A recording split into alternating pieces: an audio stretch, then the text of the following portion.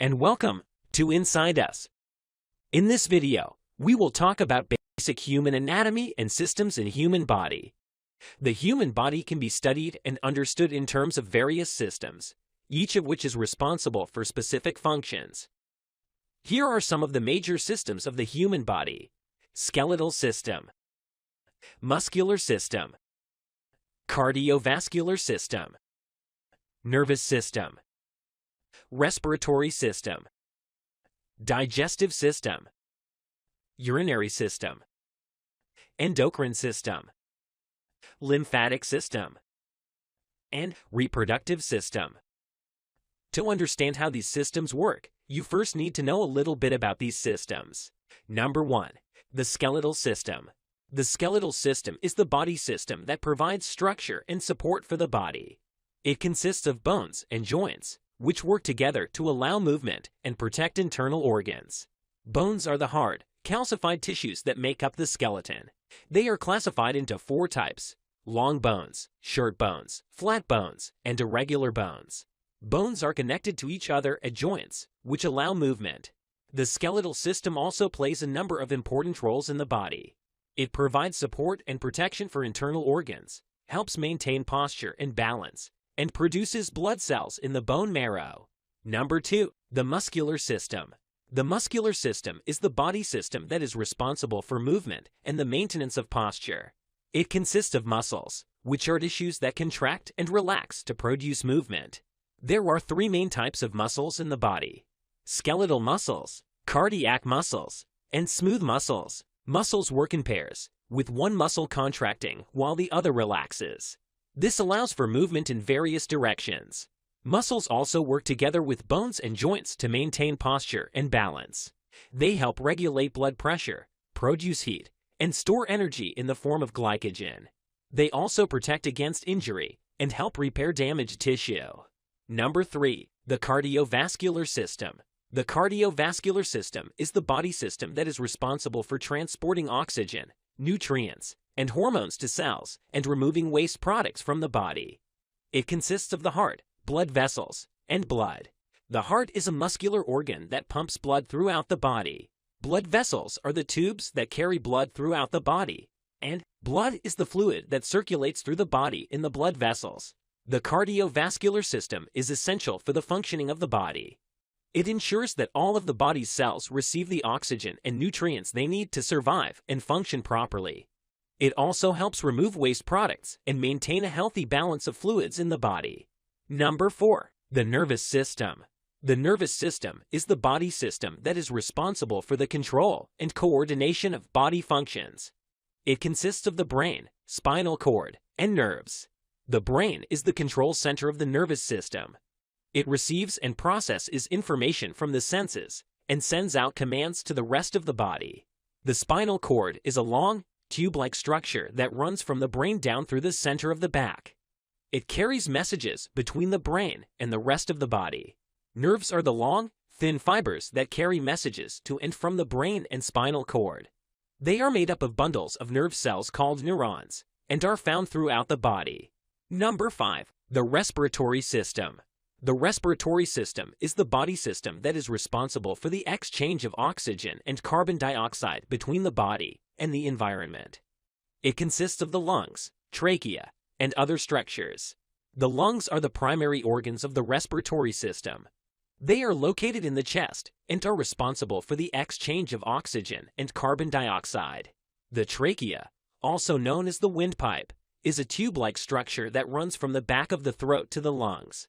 It is lined with tiny hairs called cilia, which help to filter out debris from the air.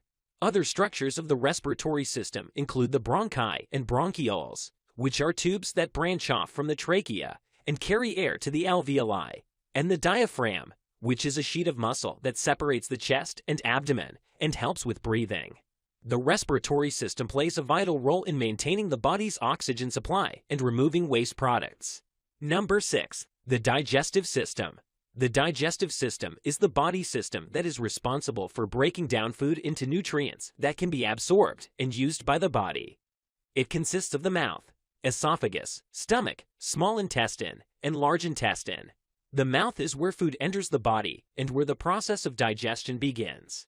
The mouth contains teeth, which mechanically break down food, and the tongue, which helps to mix food with saliva. The esophagus is a tube-like structure that connects the mouth to the stomach. It uses muscle contractions called peristalsis to move food down to the stomach. The stomach is a muscular sac that mixes and grinds food with stomach acid and enzymes. The small intestine is a long, narrow tube that is responsible for the majority of nutrient absorption. The large intestine is a wider tube that absorbs water and electrolytes from undigested food and forms feces, which are then eliminated from the body through the rectum and anus. The digestive system is essential for the body's ability to obtain and use nutrients from food. It also helps to eliminate waste products from the body. Number 7. The urinary system. The urinary system, also known as the renal system, is the body system that is responsible for the filtering of waste products from the blood and the excretion of these products from the body. It consists of the kidneys, ureters, bladder, and urethra.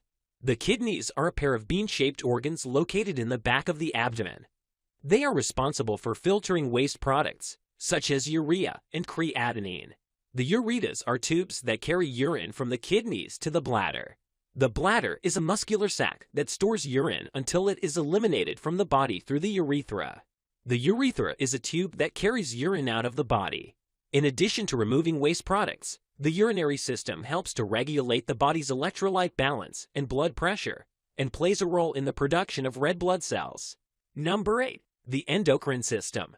The endocrine system is the body system that is responsible for the production and secretion of hormones, which are chemical messengers that regulate various bodily functions. It consists of glands, such as the thyroid, pancreas, and adrenal glands, which produce hormones and release them into the bloodstream. The thyroid gland is located in the neck and produces hormones that regulate metabolism, the body's process of converting food into energy. The pancreas is located behind the stomach and produces hormones, such as insulin, that help regulate blood sugar levels. The adrenal glands, which are located above the kidneys, produce hormones, such as adrenaline, that help the body respond to stress. The endocrine system helps to regulate metabolism, growth and development, and the body's response to stress and other stimuli. Number 9. The lymphatic system. The lymphatic system is a body system that is responsible for the circulation of a clear fluid called lymph and the defense of the body against infection and disease. It consists of a network of vessels, called lymph vessels, that carry lymph throughout the body, as well as a number of lymphoid organs and tissues, such as the spleen, lymph nodes, and tonsils, which help to filter and remove harmful substances from the lymph. Lymph is a clear fluid that contains white blood cells called lymphocytes, which help to fight infection and disease. The lymph nodes are small, bean-shaped organs that are located throughout the body and contain immune cells that help to fight infection. The spleen is an organ located in the abdomen that filters and removes old or damaged red blood cells and platelets from the blood. The tonsils are small masses of lymphoid tissue located in the back of the throat that help to filter and remove bacteria and other harmful substances from the air we breathe. The lymphatic system plays a vital role in the body's immune system and helps to protect the body against infection and disease. It also helps to maintain fluid balance in the body by returning excess fluid from the tissues back into the bloodstream. Number 10. The reproductive system. The reproductive system is the body system that is responsible for the production and transportation of gametes, sex cells, and the reproduction of offspring. In males, the reproductive system consists of the testes, which produce sperm, and the penis, which transports sperm during sexual intercourse. In females, the reproductive system consists of the ovaries, which produce eggs, and the uterus, which provides a place for a fertilized egg to develop into a baby. The testes are a pair of male reproductive organs located in the scrotum. They produce sperm and the hormone testosterone, which helps to regulate male secondary sexual characteristics, such as facial hair and a deeper voice. The penis is a male reproductive organ that is responsible for the transportation of sperm during sexual intercourse. It is made up of spongy tissue that becomes engorged with blood during sexual arousal, causing it to become erect. The ovaries are a pair of female reproductive organs located in the pelvis.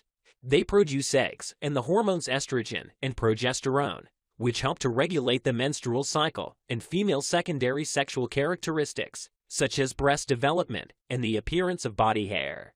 The uterus is a female reproductive organ located in the pelvis. It is a muscular, pear-shaped organ that provides a place for a fertilized egg to develop into a baby. If fertilization does not occur, the uterus sheds its lining during menstruation.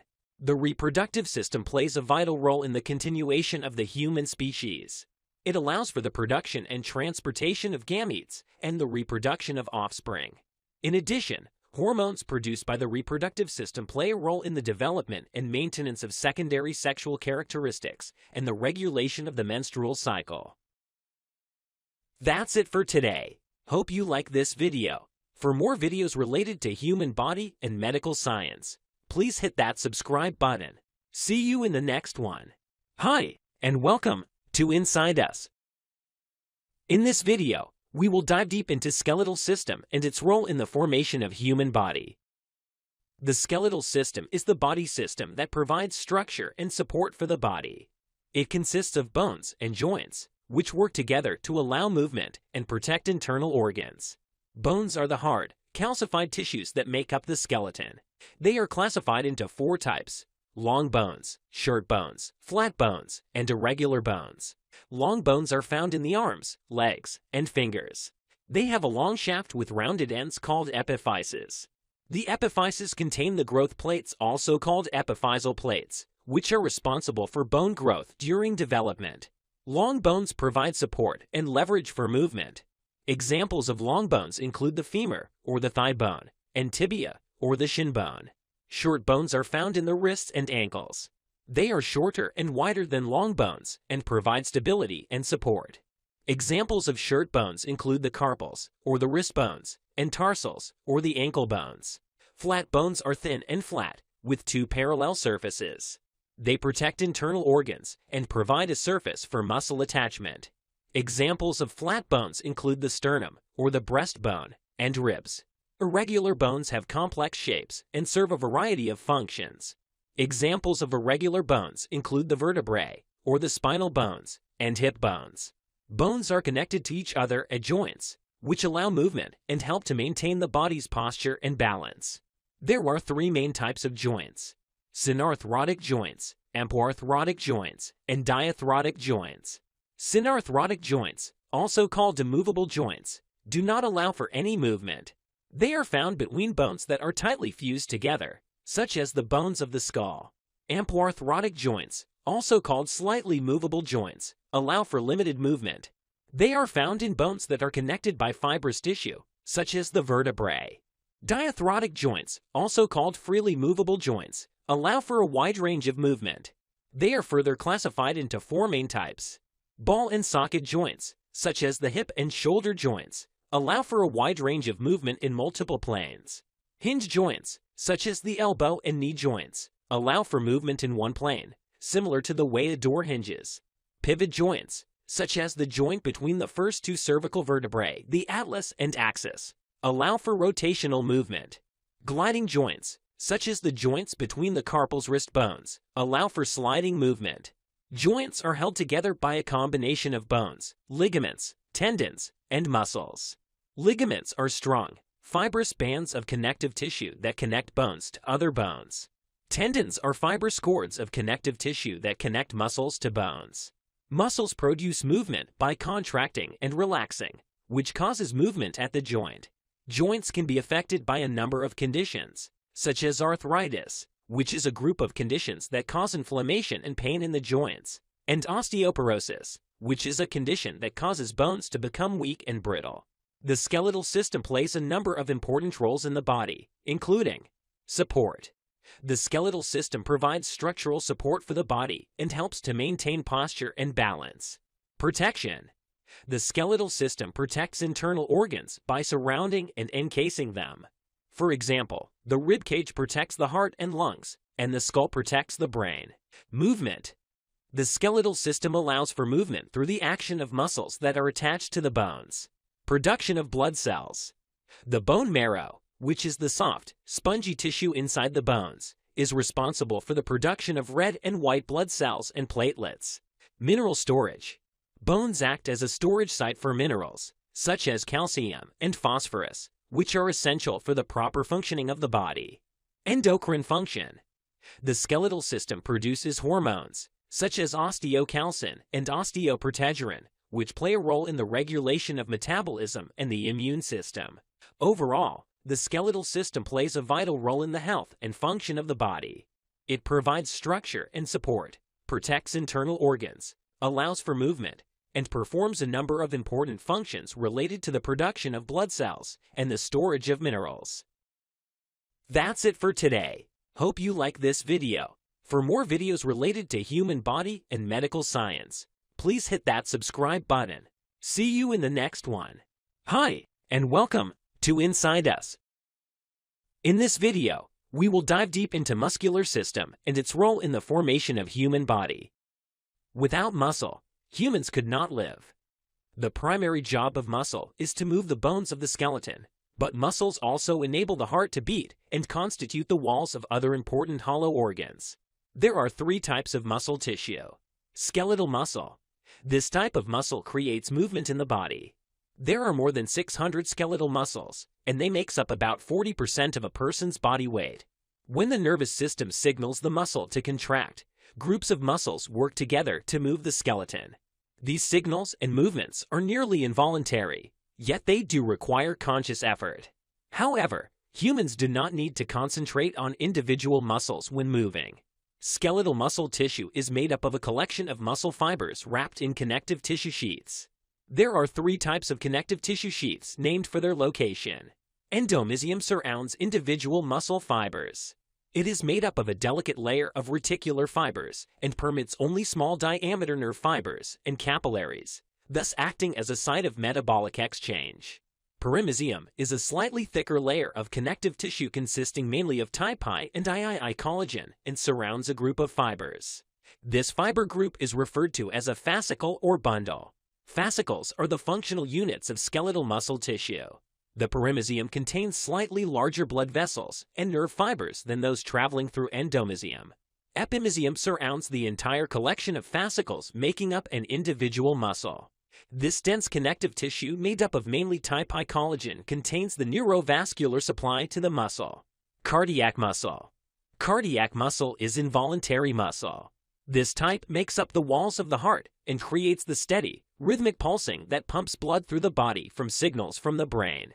This muscle type also creates the electrical impulses that produce the heart's contractions. But hormones and stimuli from the nervous system can also affect these impulses, such as when your heart rate increases when you're scared. It is capable of strong, continuous, and rhythmic contractions that are automatically generated. The contractility can be altered by the autonomic nervous system and hormones. In addition, this tissue type has high metabolic, energy, and vascular demands. Cardiac muscle fibers are long, branched cells, shaped like cylinders joined end to end, with 1 or 2 nuclei located centrally. The fibers are separated by collagenous tissue that supports the capillary network of cardiac tissue. The myofilaments of cardiac muscle are arranged in a similar pattern to skeletal muscle, resulting in cross striations. The fibers are crossed by linear bands called intercalate discs. These structures have 2 important roles. Firstly, they provide attachment points that provides the tissue with a characteristic branched pattern. Secondly, they allow cardiac muscle tissue to function as a functional syncytium. Essentially, the contractile stimuli is propagated from one cell to the next one, resulting in a synchronous contraction of the entire tissue section. Smooth muscle. Smooth muscle makes up the walls of hollow organs, respiratory passageways, and blood vessels. Its wave-like movements propel things through the bodily system, such as food through your stomach or urine through your bladder. Like cardiac muscle, smooth muscle is involuntary and also contracts in response to stimuli and nerve impulses. Muscle movement happens when neurological signals produce electrical changes in muscle cells. During this process, calcium is released into the cells and brings about a short muscle twitch. Problems with the junction between the cells called a synapse can lead to neuromuscular diseases. That's it for today. Hope you like this video. For more videos related to human body and medical science, please hit that subscribe button. See you in the next one. Hi, and welcome to Inside Us. In this video, we will talk about cardiovascular system and its role in the formation of human body. Cardiovascular system, also known as the circulatory system, is a body system that is responsible for pumping and distributing blood throughout the body. It is made up of the heart, blood vessels, and blood. Heart. The heart is a muscular organ located in the chest that pumps blood throughout the body. It is about the size of a clenched fist and is located between the lungs, behind the breastbone. The heart has 4 chambers: the left and right atria, and the left and right ventricles. The right atrium is the upper chamber on the right side of the heart. It receives oxygen-depleted blood from the body and pumps it into the right ventricle through the tricuspid valve. The right ventricle is the lower chamber on the right side of the heart. It pumps the oxygen-depleted blood to the lungs through the pulmonary artery to be oxygenated. The left atrium is the upper chamber on the left side of the heart. It receives oxygenated blood from the lungs and pumps it into the left ventricle through the mitral valve. The left ventricle is the lower chamber on the left side of the heart. It pumps the oxygenated blood out to the rest of the body through the aorta, the main artery of the body. The heart has its own electrical conducting system, which helps to coordinate and regulate its contractions. The sinoatrial node, also known as the heart's natural pacemaker, sends out electrical impulses that cause the heart to contract and pump blood. The atrioventricular node receives the electrical impulses from the sinoatrial node and conducts them to the ventricles, causing them to contract and pump blood. The heart also has 4 valves that help to regulate the flow of blood through the chambers and prevent blood from flowing back into the wrong chambers. The tricuspid valve is located between the right atrium and right ventricle, and the mitral valve is located between the left atrium and left ventricle. The aortic valve is located between the left ventricle and the aorta, and the pulmonary valve is located between the right ventricle and the pulmonary artery. Blood vessels. The blood vessels are tubes that carry blood throughout the body. There are 3 types of blood vessels: arteries, veins, and capillaries. Arteries are blood vessels that carry oxygenated blood away from the heart to the body's cells. They have thick walls and are able to withstand the high pressure of the blood being pumped from the heart. The aorta is the main artery of the body, and it branches off into smaller arteries that carry blood to the head, arms, legs, and other parts of the body. Veins are blood vessels that carry oxygen-depleted blood back to the heart. They have thinner walls than arteries and are not able to withstand as much pressure. The superior and inferior vena cava are the main veins of the body, and they carry blood from the head, arms, and upper body to the heart. The pulmonary vein carries oxygenated blood from the lungs to the heart. Capillaries are tiny blood vessels that connect arteries and veins. They are only 1 cell thick, which allows for the exchange of nutrients, oxygen, and waste products between the blood and the body's cells. There are thousands of miles of capillaries in the body, and they are found in almost every tissue and organ. Overall, the blood vessels play a vital role in the cardiovascular system, as they transport blood throughout the body and help to maintain the body's blood pressure. They also help to exchange nutrients, oxygen, and waste products between the blood and the body's cells. Blood. Blood is a vital fluid that circulates through the body's blood vessels and transports oxygen, nutrients, hormones, and other substances to and from the cells. It also helps to maintain the body's pH balance and fights off infections and diseases. Blood is made up of red and white blood cells and platelets suspended in plasma. Red blood cells, or erythrocytes, are the most abundant type of blood cells. They contain hemoglobin, a protein that binds to oxygen and carries it to the body's cells. Red blood cells are produced in the bone marrow and have a lifespan of about 120 days. White blood cells, or leukocytes, are responsible for defending the body against infection and disease. There are several different types of white blood cells, including neutrophiles, monocytes, lymphocytes, and eosinophils. White blood cells are produced in the bone marrow and have a lifespan of several days to a few months. Platelets, or thrombocytes, are small, irregularly shaped cells that are involved in blood clotting. When a blood vessel is damaged, Platelets clump together to form a clot that helps to stop the bleeding. Platelets are produced in the bone marrow and have a lifespan of about 10 days. Plasma is the yellowish fluid component of blood that makes up about 55% of its volume.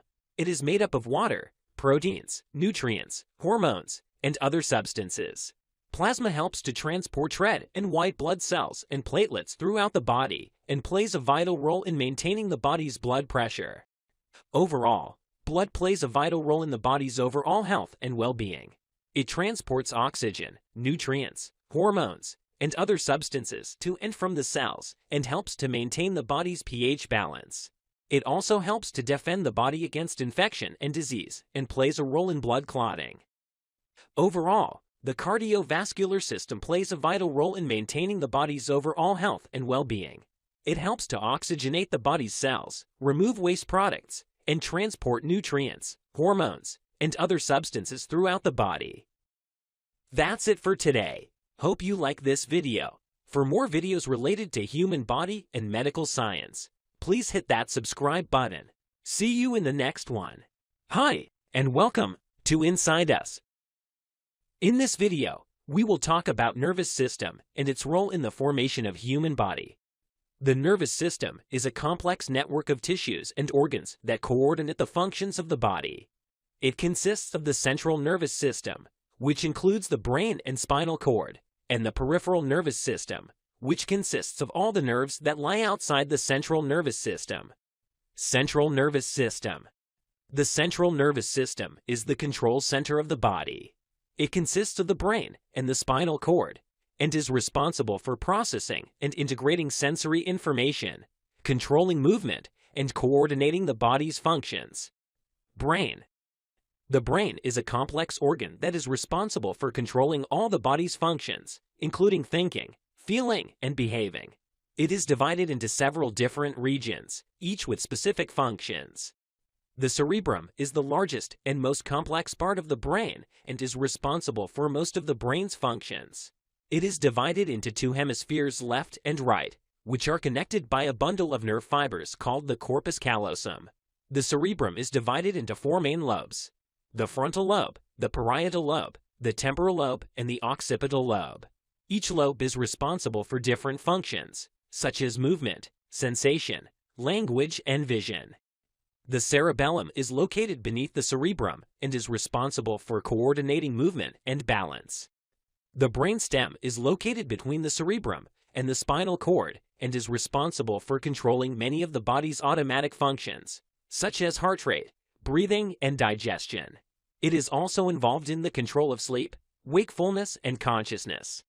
The hippocampus is located within the brain and is responsible for forming and storing memories.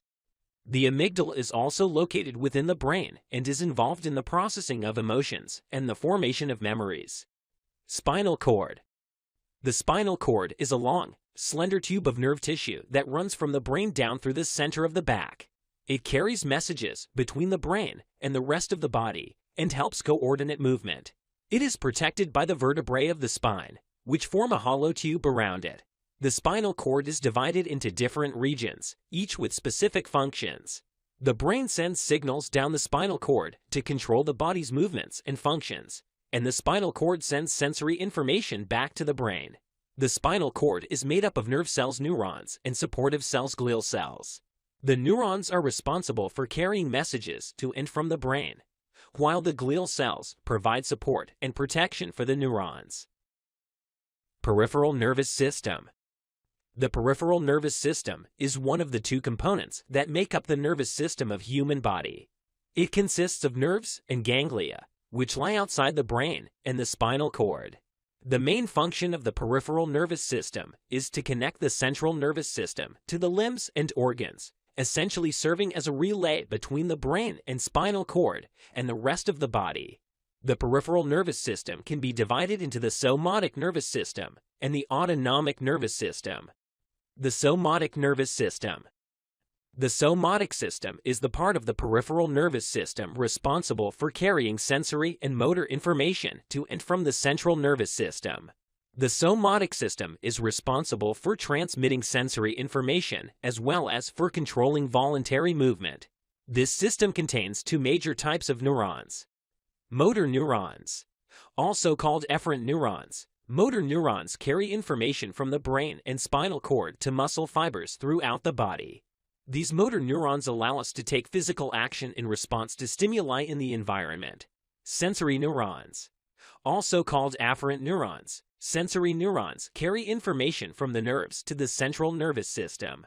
The sensory neurons allow us to take in sensory information and send it to the brain and spinal cord. The autonomic nervous system.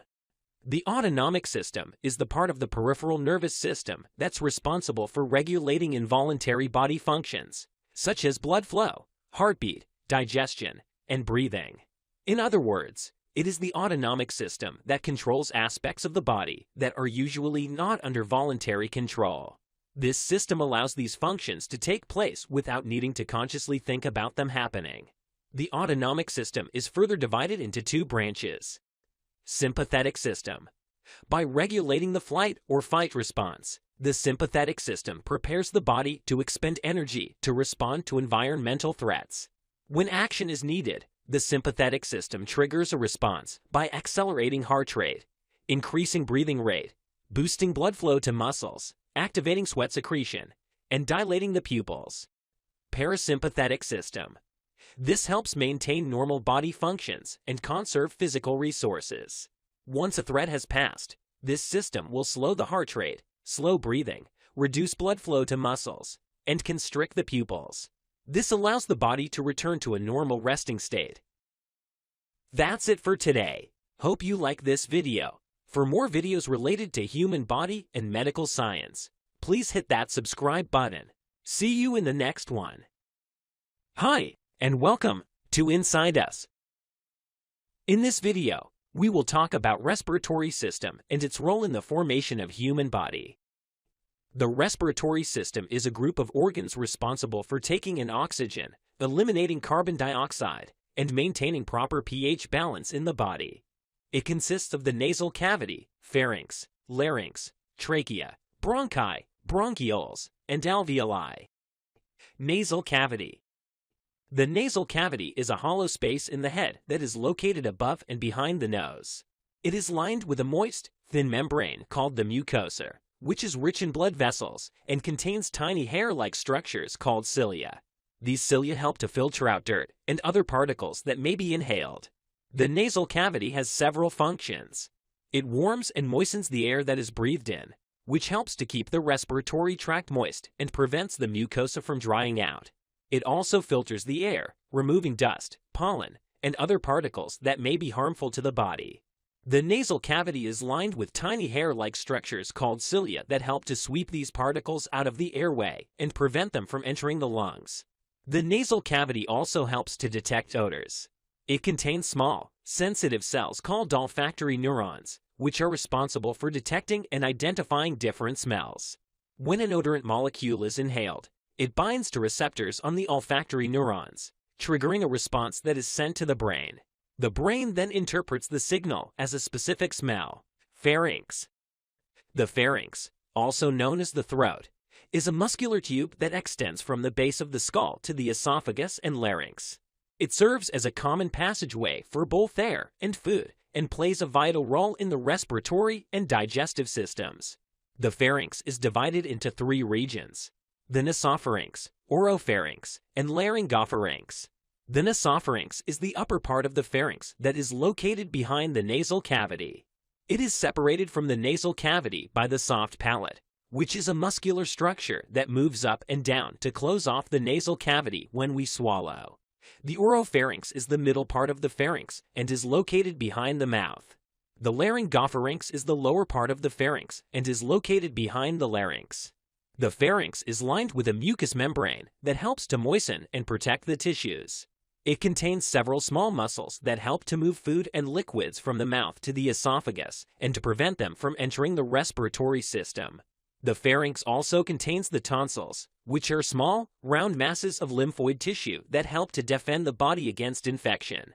The pharynx also plays a role in speech, as the sound waves that are produced by the larynx pass through it on their way out of the body. Larynx. The larynx, also known as the voice box, is a muscular organ located at the top of the trachea or the windpipe. It is responsible for producing sound, protecting the trachea from foreign objects, and regulating the flow of air to and from the lungs. The larynx contains the vocal cords, which are two bands of elastic tissue that stretch across the larynx and vibrate when air passes through them. The vibrations of the vocal cords produce sound waves, which are then modified by the surrounding structures of the larynx, such as the tongue, lips, and teeth to produce speech. The pitch of the sound produced by the vocal cords depends on their tension and thickness. The larynx also contains the epiglottis, a flap of cartilage that covers the opening to the trachea when we swallow. This helps to prevent food and liquids from entering the airway and lungs. The larynx also has a series of small muscles that help to open and close the opening to the trachea called the glottis and to control the flow of air. In addition to its role in speech and protection of the airway, the larynx also plays a role in maintaining the proper pH balance in the body. It does this by controlling the rate of respiration, which is the process of exchanging oxygen and carbon dioxide in the body. Trachea. The trachea, also known as the windpipe, is a tube-like structure that extends from the larynx voice box to the bronchi in the lungs. It is composed of rings of cartilage that help to keep the trachea open and prevent it from collapsing. The trachea is lined with a mucous membrane that helps to moisten and protect the tissues. It is also lined with small hair-like structures called cilia that help to sweep mucus and other debris out of the airway. The trachea is about 4 inches long and about 1 inch in diameter. It is divided into two main branches, called the bronchi, which lead to the right and left lungs. The trachea and bronchi are part of the respiratory system and are responsible for carrying air to and from the lungs. Bronchi. The bronchi are the two main air tubes that branch off the trachea and lead to the lungs. Each bronchus enters a lung and divides into smaller tubes called bronchioles, which in turn divide into even smaller tubes called alveoli. The bronchi and bronchioles make up the bronchial tree, which is responsible for distributing air to the alveoli. The bronchi are lined with a mucous membrane that helps to moisten and protect the tissues. They also contain tiny hair-like structures called cilia and mucus-producing cells that help to filter out dirt and other particles that may be inhaled. The cilia and mucus work together to sweep these particles out of the bronchi and prevent them from entering the lungs. The bronchi also contain small muscles that help to control the flow of air to and from the lungs. During inhalation, the muscles in the bronchi relax and the walls of the bronchi expand, allowing air to flow in. During exhalation, the muscles in the bronchi contract and the walls of the bronchi narrow, forcing air out of the lungs. That's it for today. Hope you like this video. For more videos related to human body and medical science, please hit that subscribe button. See you in the next one. Hi, and welcome to Inside Us. In this video, we will talk about digestive system and its role in the formation of human body. The digestive system is a group of organs that work together to convert food into energy and basic nutrients to feed the entire body. Food is broken down mechanically and chemically in the mouth, then moves through the esophagus, stomach, small intestine, and large intestine before being eliminated from the body. The organs of the digestive system include the mouth, esophagus, stomach, small intestine, large intestine, rectum, and anus. The liver, gallbladder, and pancreas also play important roles in the digestive process. Mouth. The mouth plays a vital role in the digestive system as it is the first point of contact between the body and food. The process of digestion begins in the mouth with the mechanical breakdown of food through the process of chewing. Food is mixed with saliva, which contains the enzyme amylase, responsible for breaking down carbohydrates. The tongue helps to mix the food with saliva and also helps in moving the food to the back of the mouth for swallowing.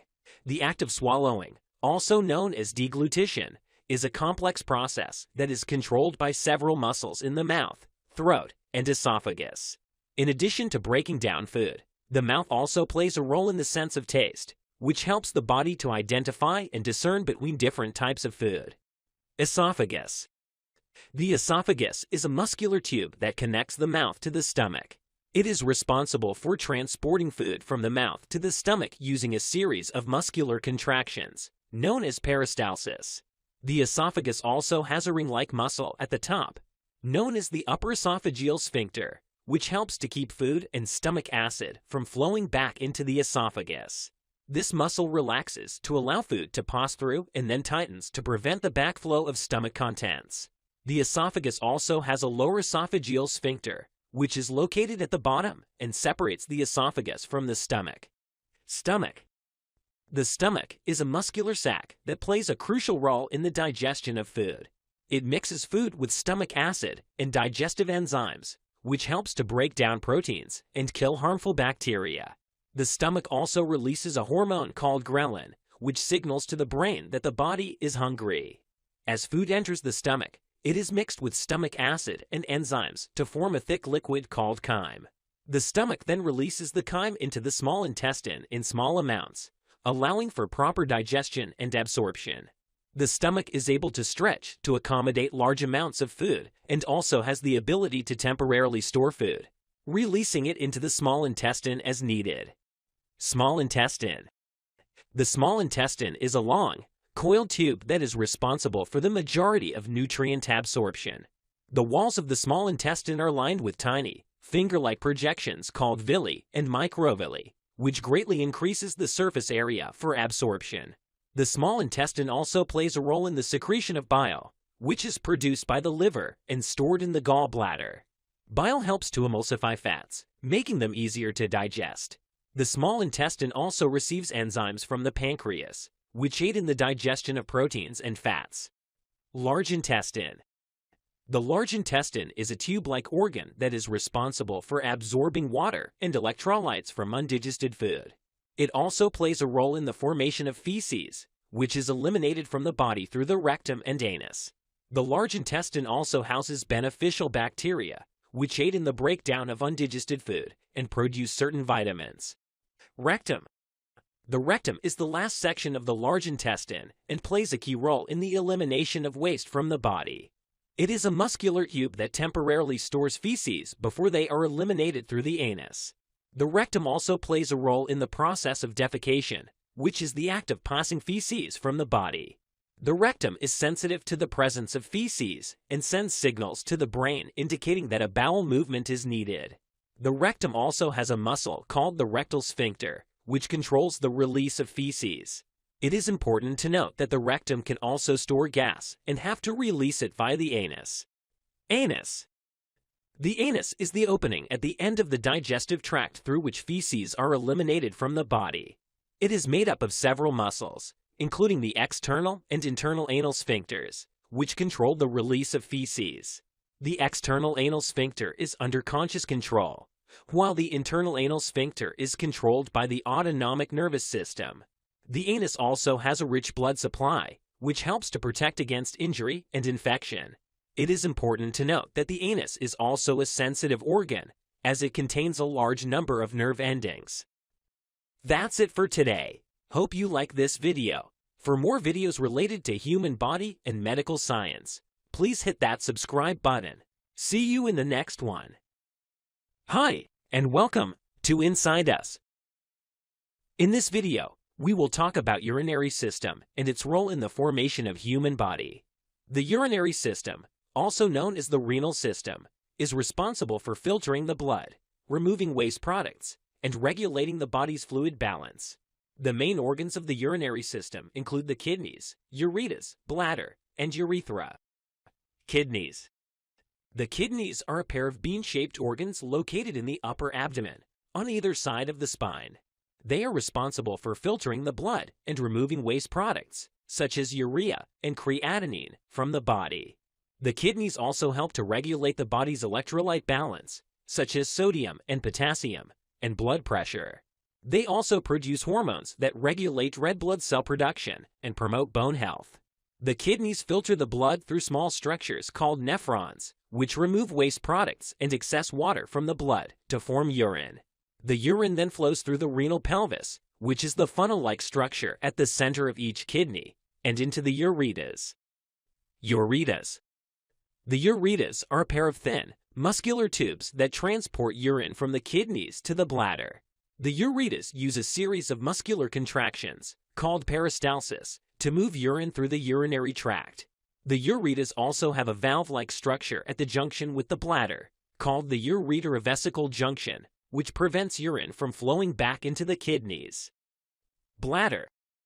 The bladder is a muscular sac located in the lower abdomen that stores urine until it is eliminated from the body. The walls of the bladder are composed of smooth muscle, which allows the bladder to expand as it fills with urine. The bladder also has a muscle called the urinary sphincter, which controls the release of urine. The bladder can stretch and hold up to 400–600 milliliters of urine before the person feels the urge to urinate. Urethra. The urethra is a tube-like structure that carries urine from the bladder to the outside of the body. In males, the urethra is longer, approximately 20 centimeters in length, and also carries semen during ejaculation. In females, the urethra is shorter, approximately 4 centimeters in length, and located closer to the clitoris and vaginal opening. The urethra is lined with mucous membrane and has a rich blood supply, which helps to prevent infection and injury. That's it for today. Hope you like this video. For more videos related to human body and medical science, please hit that subscribe button. See you in the next one. Hi, and welcome to Inside Us. In this video, we will talk about endocrine system and its role in the formation of human body. The endocrine system is a complex network of glands and hormones that regulate various bodily functions, including growth, development, metabolism, and reproduction.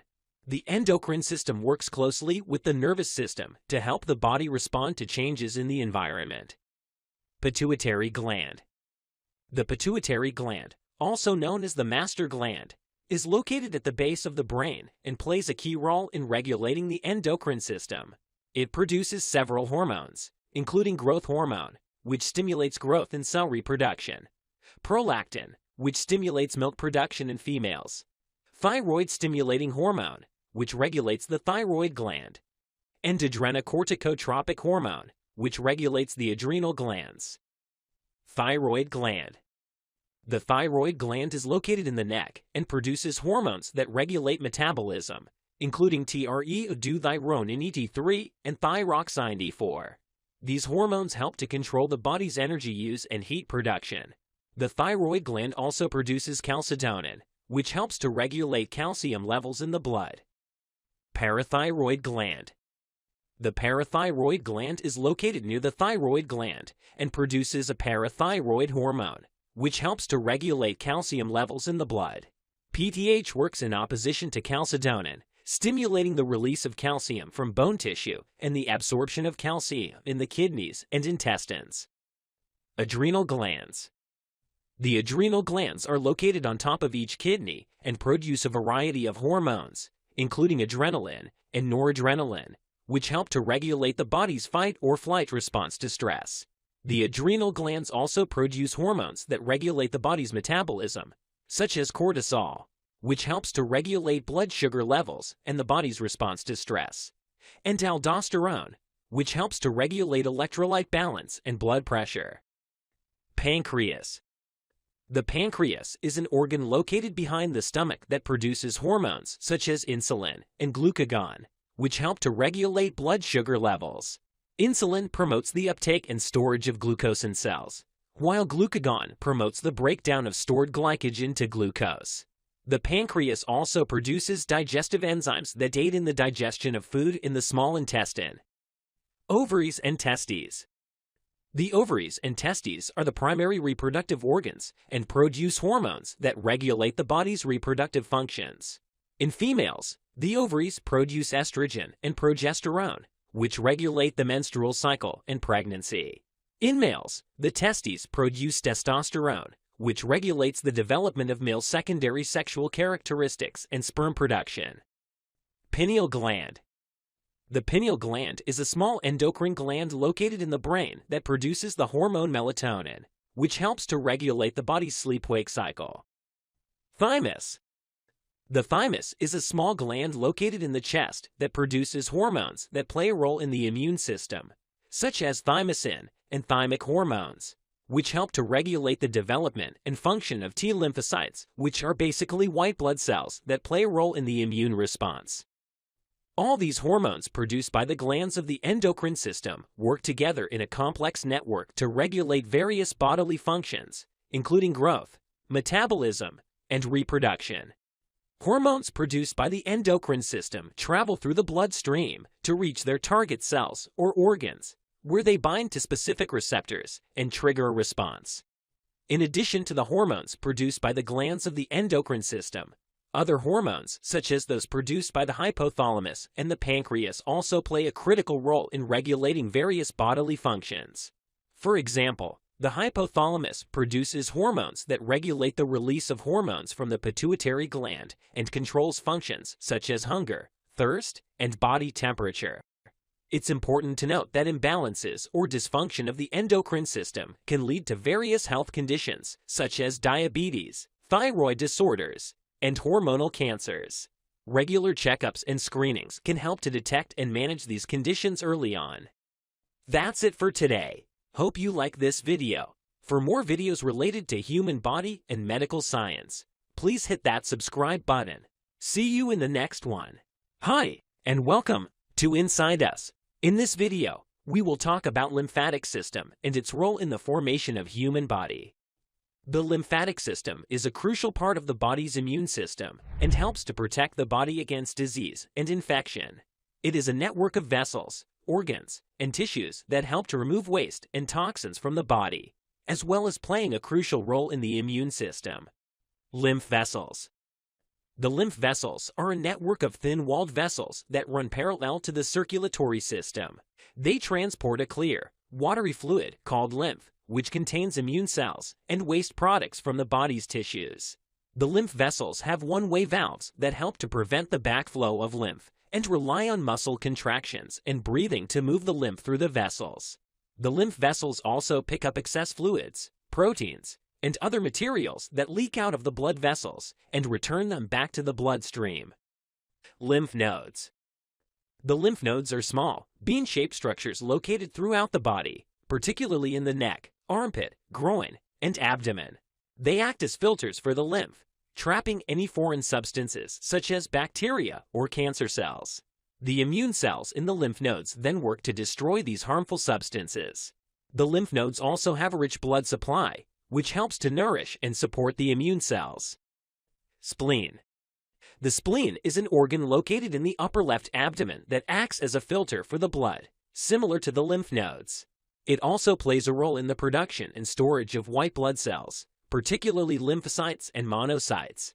The spleen also helps to remove old or damaged red blood cells and platelets from the circulation. Thymus. The thymus is a gland located in the chest that is responsible for the production and maturation of a type of white blood cells called T lymphocytes, which play a crucial role in the immune response. T lymphocytes, also called T cells, are a type of white blood cells that are crucial for the immune response. They are produced in the bone marrow and mature in the thymus. Tonsils. The tonsils are clusters of lymphoid tissue located in the back of the throat and help to protect against inhaled foreign substances. Tonsils also produce lymphocytes that help to identify and fight off invading microorganisms. Mucosa-associated lymphoid tissue, MALT. MALT are small clusters of lymphoid tissue found in various mucous membranes throughout the body, such as the respiratory and digestive tracts, which also help to protect against inhaled and ingested foreign substances. MALT are an important part of the immune system. They are found in the mucous membrane, which lines the body's internal cavities and surfaces that communicate with the environment, such as the respiratory and digestive tracts. The lymphatic system also plays a crucial role in the immune response by producing, transporting, and housing white blood cells, such as lymphocytes and monocytes, which help to fight against invading microorganisms and foreign substances. Lymphocytes, a type of white blood cell, are produced in the bone marrow and mature in the thymus, spleen, and lymph nodes. These cells are responsible for recognizing and responding to foreign invaders in the body, such as viruses and bacteria. Another important function of the lymphatic system is to maintain fluid balance in the body by returning excess fluid and proteins from the tissues back into the circulatory system. This helps to prevent the buildup of fluids in the tissues and helps to keep blood pressure and fluid balance at normal levels. It is important to note that disorders of the lymphatic system, such as lymphedema, which is swelling caused by a buildup of lymph in the tissues, and lymphoma, which is a type of cancer that affects the lymphatic system, can occur. Lymphedema can occur due to injury, surgery, radiation therapy, or congenital defects that affect the lymphatic vessels. It can cause swelling in the limbs, face, or other parts of the body. Lymphoma is a cancer of the lymphatic system, which can affect the lymph nodes, spleen, and other organs. Symptoms include swollen lymph nodes, fever, night sweats, weight loss, and fatigue. The lymphatic system also plays a critical role in the body's response to inflammation, which is a natural response to injury or infection. Inflammation occurs when the immune cells in the lymphatic system respond to harmful stimuli such as pathogens or damaged cells. The immune cells release chemicals that cause the blood vessels to dilate, increasing blood flow to the affected area, and bringing in more immune cells to help fight the infection. In addition to its role in the immune system and fluid balance, the lymphatic system also plays a crucial role in the body's fat metabolism. It helps to transport fats from the small intestine to the bloodstream, where they can be used as energy or stored. Overall, the lymphatic system is a vital part of the body's overall health and well-being. It helps to protect the body against disease and infection, maintain fluid balance, and play a role in the body's immune response, fat metabolism, and other important functions. It is important to take care of the lymphatic system by maintaining a healthy diet, staying active, and avoiding smoking and excessive alcohol consumption. It's also important to have regular checkups and screenings to detect any possible disorders or diseases of the lymphatic system as early as possible. In addition to traditional medical treatments, there are also alternative therapies such as manual lymphatic drainage massage, compression therapy, and exercise programs specifically designed for individuals with lymphedema. MLD massage is a gentle, rhythmic massage technique that helps to stimulate the flow of lymph, reduce swelling, and improve the function of the affected limb. Compression therapy, using specially designed compression garments, helps to reduce swelling and improve the circulation of lymph. It is also important to take care of the lymphatic system by avoiding activities that may cause damage to the lymphatic vessels, such as extreme heat, sunburns, and insect bites. It's also important to avoid activities that may cause injury or damage to the lymph nodes, such as excessive alcohol consumption and smoking. Overall, the lymphatic system is a complex and vital part of the body that plays a crucial role in the body's overall health and well-being. It is important to take care of the lymphatic system by maintaining a healthy lifestyle, staying active, and having regular checkups to ensure its proper functioning. That's it for today. Hope you like this video. For more videos related to human body and medical science, please hit that subscribe button. See you in the next one. Hi, and welcome to Inside Us. In this video, we will talk about integumentary system and its role in the formation of human body. The integumentary system is the body's largest organ and is made up of the skin, hair, nails, and glands. It plays a vital role in protecting the body from the outside environment, regulating temperature, and sensing touch, pressure, and pain. Skin. The skin is the body's largest organ and is made up of 3 layers: the epidermis, dermis, and subcutaneous tissue. The epidermis is the outermost layer and is composed of dead skin cells that provide a barrier against the outside environment. The epidermis also contains various specialized cells, such as melanocytes, which produce the pigment melanin, and Langerhans cells, which play a role in the immune response. The dermis is the middle layer and contains blood vessels, nerves, and hair follicles. The dermis also contains various structures such as sebaceous glands, sweat glands, and hair follicles. The subcutaneous tissue is the innermost layer and is made up of fat and connective tissue. The subcutaneous tissue helps to insulate the body, store energy, and also contains blood vessels and nerves. Hair. Hair is made up of dead keratinized cells and is found all over the body, with the exception of the palms of the hands and soles of the feet. Hair provides insulation and protects the skin from UV radiation and physical damage. Each hair follicle contains a small bundle of muscles that can contract to cause goosebumps. Nails. Nails are made up of keratinized cells and protect the tips of the fingers and toes. They also aid in grasping and manipulating objects. Nails are formed in the matrix, which is the base of the nail, and are pushed forward as new cells form. The nails are composed of several layers of hard, compacted keratin, a protein that makes up hair and other parts of the body. Nails also have a pink color due to the presence of blood vessels in the underlying skin. Glands. The integumentary system also includes various glands, such as sweat and oil glands, which help to regulate body temperature and moisturize the skin. The sweat glands produce sweat, which cools the body through evaporation. Sweat contains water, salt, and other waste products. The oil glands produce sebum, which moisturizes the skin and hair. Sebum is an oily substance that helps to keep the skin and hair soft and supple. Sensory receptors. The integumentary system also contains various sensory receptors, such as Merkel cells, Meissner corpuscles, Pacinian corpuscles, and free nerve endings, which help to sense touch, pressure, and pain. These receptors are located in the epidermis and dermis layers of the skin and send signals to the brain through the nervous system. In addition to its functions, the integumentary system also plays a role in the body's immune response by protecting against invading microorganisms and alerting the immune system to the presence of foreign substances. The skin also plays a role in vitamin D production, which is essential for bone health. It's important to take care of the integumentary system by maintaining a healthy diet, staying hydrated, and protecting the skin from excessive sun exposure and other environmental factors that can cause damage. Regular checkups and screenings can help to detect any disorders or diseases of the integumentary system as early as possible.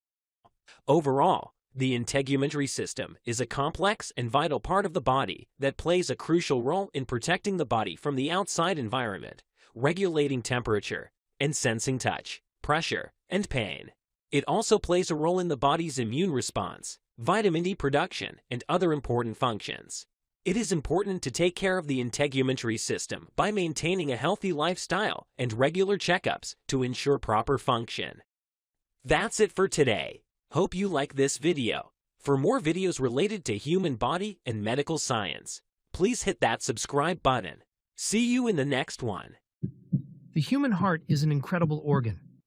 It begins beating just a few weeks after conception and continues tirelessly, day and night, for the rest of your life. But here's the biological mystery. How can the heart beat continuously without getting tired? Let's explore the science behind this remarkable endurance.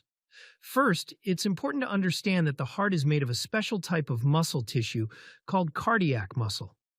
This muscle is involuntary, meaning it works without conscious control, and it's structurally and functionally distinct from the skeletal muscles that move your limbs.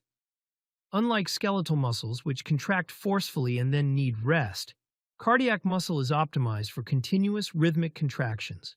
It is built not for speed or strength, but for endurance and reliability. One key reason the heart doesn't tire is its high mitochondrial density. Mitochondria are the organelles responsible for producing adenosine triphosphate, the energy currency of the cell.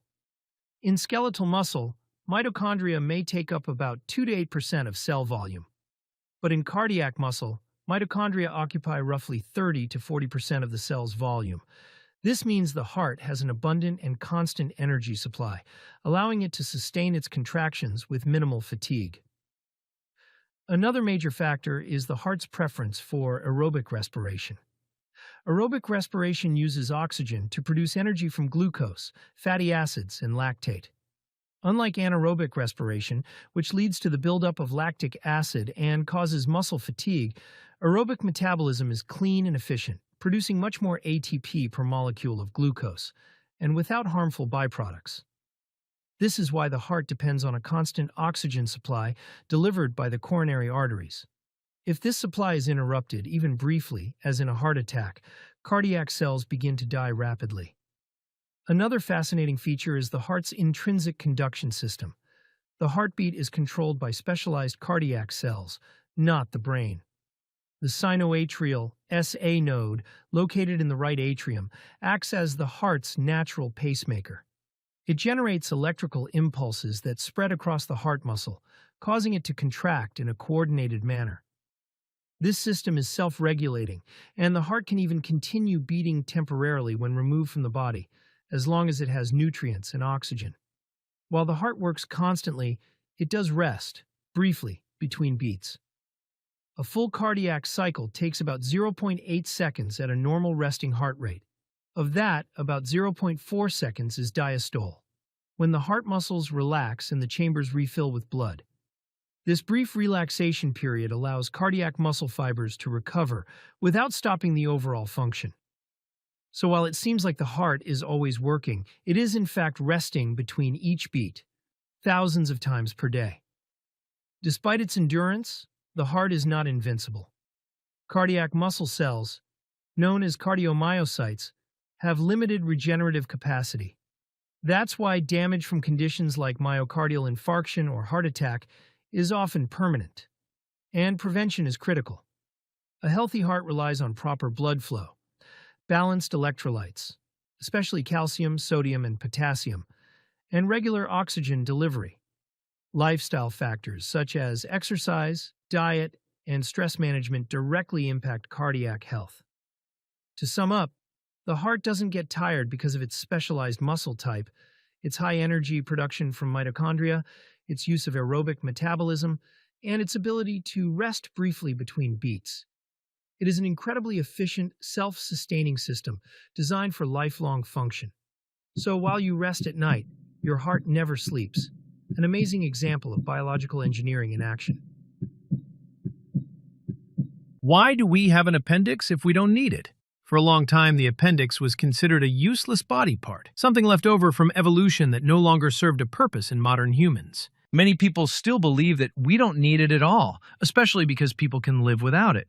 But modern biology and anatomy tell a more interesting story. In this article, we'll explore what the appendix is, where it is in the body, what it may actually do, and why it might not be as useless as it seems, all explained in simple terms so that anyone, even someone new to biology, can understand. What is the appendix? The appendix is a small, tube-like structure that sticks out from the cecum, which is the first part of the large intestine. It's found in the lower right side of your abdomen. In medical terms, it is called the vermiform appendix, which means worm-shaped appendix because it looks like a small worm or finger. It is usually 3 to 5 inches long. Even though it's tiny and doesn't play a big role in digestion like the stomach or small intestine, its structure and position tell us a lot about its past and maybe even its purpose today. Why we have appendix? To understand why we have an appendix, we need to go back to our evolutionary history. Millions of years ago, our ancestors had very different diets. They ate lots of raw plants, leaves, and roots, which are hard to digest. Back then, their cecum and appendix were much larger and acted as a fermentation chamber. In this chamber, bacteria helped break down the tough fibers in plants. But as humans evolved, we started cooking food and eating more meat, fruits, and processed grains. These foods are easier to digest, so our digestive system didn't need such a big cecum anymore. Over time, the cecum shrank, and the appendix became smaller too. Because it became so small and seemed to serve no purpose, scientists thought the appendix was a vestigial organ, a leftover from evolution that no longer had a function. But now we know that's not entirely true. What does the appendix actually do? More recent research shows that the appendix may still have important functions, especially in supporting our immune system and maintaining a healthy balance of gut bacteria. Let's take a closer look at the two main functions scientists now believe the appendix performs. 1. A safe house for good bacteria. Your digestive tract, especially the colon, is home to trillions of good bacteria. These bacteria help break down food, produce vitamins, and protect you from harmful germs. When you get a serious stomach infection, for example, severe diarrhea caused by food poisoning, most of these good bacteria get flushed out of your intestines. That's when the appendix steps in. Because the appendix is a narrow, closed-end tube attached to the side of the cecum, it's protected from the main flow of waste. It acts like a safe storage area where some of these helpful bacteria can hide during an infection. Once the infection is over and your gut is empty, the bacteria from the appendix can come out and repopulate the rest of the colon, helping your digestive system return to normal faster. Think of the appendix like a backup tank for your gut's bacteria, small, quiet, but helpful when needed. 2. Helps the immune system, especially in early life. The appendix contains lymphoid tissue, which is part of your lymphatic system, the body's defense system that helps fight infections and diseases. This tissue is rich in white blood cells, which are the soldiers of your immune system. In children and young adults, the appendix plays a role in developing immune responses by exposing immune cells to different bacteria and antigens. Basically, the appendix may help train the immune system during early life, teaching it to recognize harmful invaders and to build resistance to them. While this immune function seems to decrease as you grow older, it still shows that the appendix has a meaningful role, especially when the immune system is still developing. If it's useful, why can we live without it? This is a great question. Yes, you can live without the appendix, and many people do, especially those who have had appendicitis and needed surgery to remove it. That's why some people think it's not important. But just because you can live without something doesn't mean it has no purpose. For example, people can live without one kidney, tonsils, or even their gallbladder,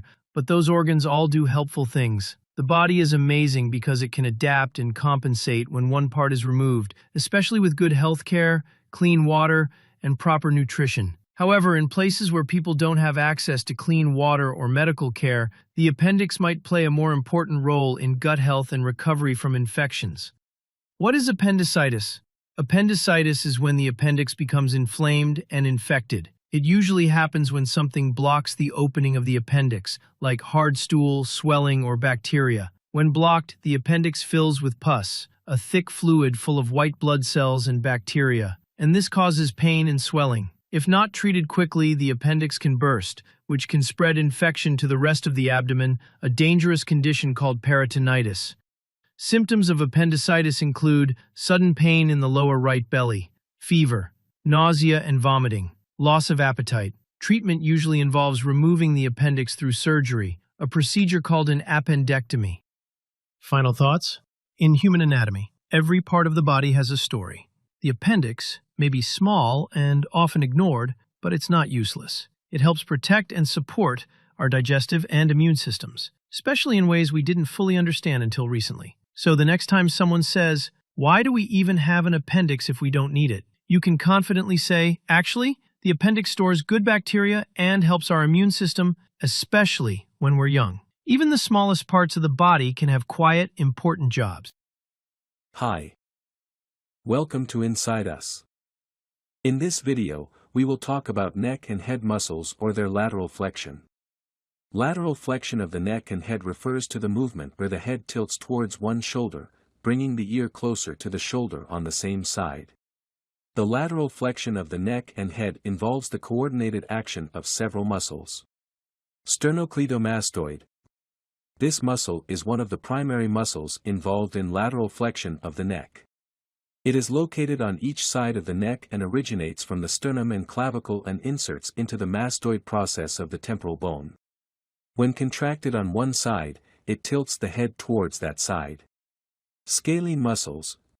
The scalene muscles, including the anterior, middle, and posterior scalene muscles, assist in lateral flexion of the neck.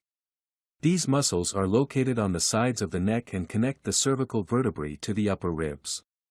Their contraction helps to tilt the neck laterally. Splenius muscles.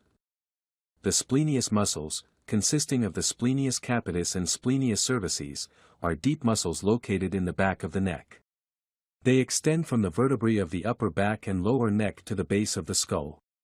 When contracted, these muscles assist in lateral flexion of the neck and head. Levator scapulae. The levator scapulae muscle is located on the side and back of the neck. It runs from the upper cervical vertebrae to the scapula.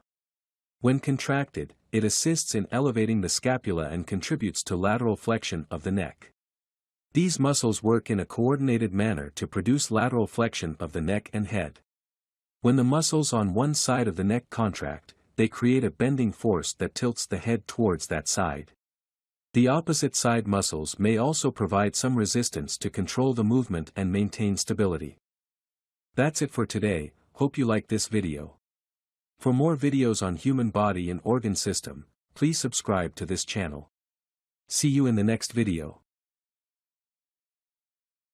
The heart is a fist-sized muscular organ situated in the chest, serving as the body's life-sustaining pump. It consists of 4 chambers, 2 atria, and 2 ventricles. Its primary function is to circulate blood, with the right side receiving non-oxygenated blood and sending it to the lungs for oxygenation, while the left side receives oxygen-rich blood and distributes it throughout the body. Crucial to this process are the heart's valves, ensuring proper blood flow.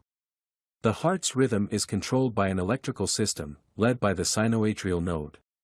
Maintaining heart health through a balanced lifestyle is vital, as the heart tirelessly pumps about 2,000 gallons of blood daily, making it a crucial player in our overall well-being.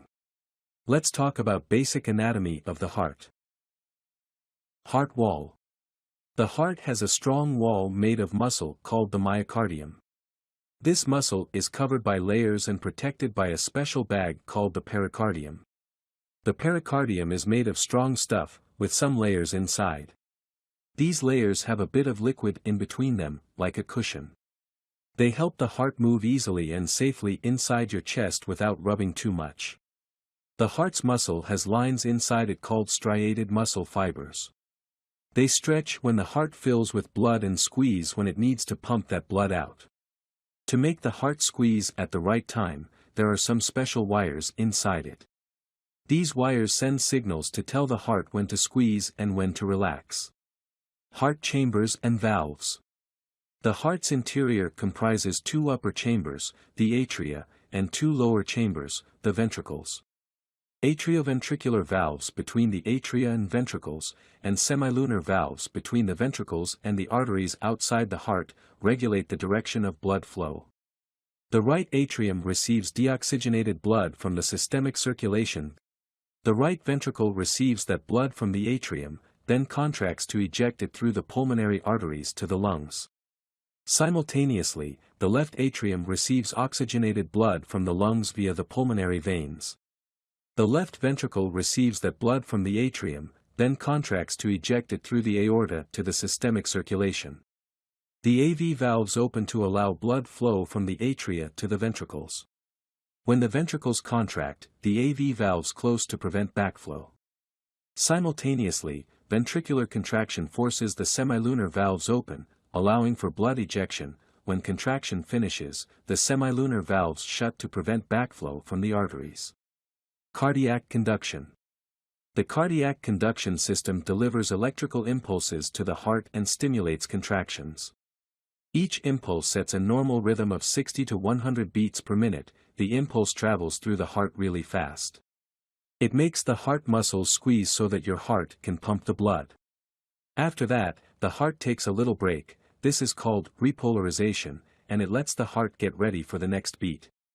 The signal then goes to the top part of the heart, called the atria, and tells them to squeeze.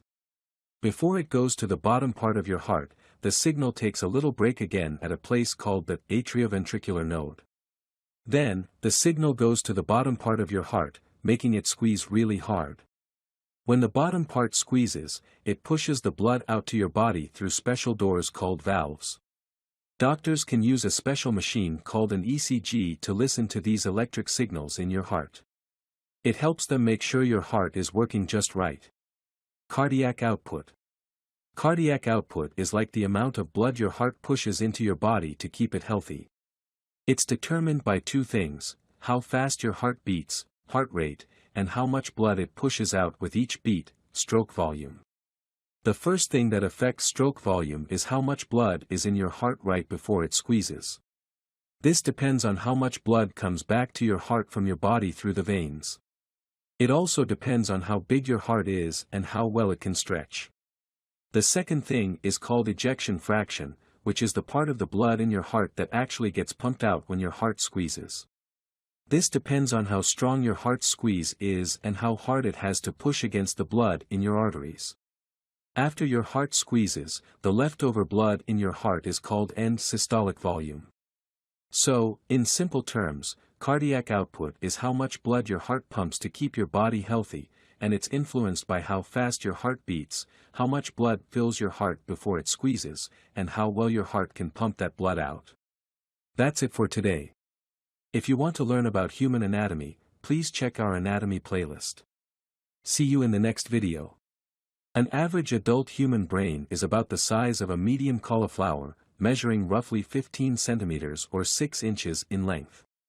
It typically weighs approximately 1.3 to 1.4 kilograms. It is surrounded and protected by cerebrospinal fluid which cushions the brain and helps to remove waste. Here is a brief overview of all parts of the brain. We will discuss every part in more detail later in the video. Cerebrum. Responsible for higher cognitive functions, cerebellum, coordinates motor movements, balance, and posture. Brainstem. Controls heart rate, breathing, digestion, and sleeping. Thalamus. Acts as a relay center, directing sensory and motor signals to the appropriate parts of the cerebral cortex. Hypothalamus. Regulates hunger, thirst, body temperature, and the release of hormones. Limbic system. Contains structures like the amygdala and hippocampus and is responsible for emotions, memories, and certain aspects of behavior. Pituitary gland. Releases hormones that regulate several physiological processes, including growth and metabolism. Basal ganglia. Is a group of nuclei that play key roles in movement regulation, habit formation, and certain aspects of cognition and emotion. Corpus callosum. Facilitates communication between the left and right sides of the brain. Ventricles. Produce and circulate cerebrospinal fluid to cushion the brain and remove waste. Now we will discuss all these parts in a bit more detail to understand what are these and how they work. Cerebrum. The cerebrum is the largest part of the human brain, accounting for approximately 85% of its weight.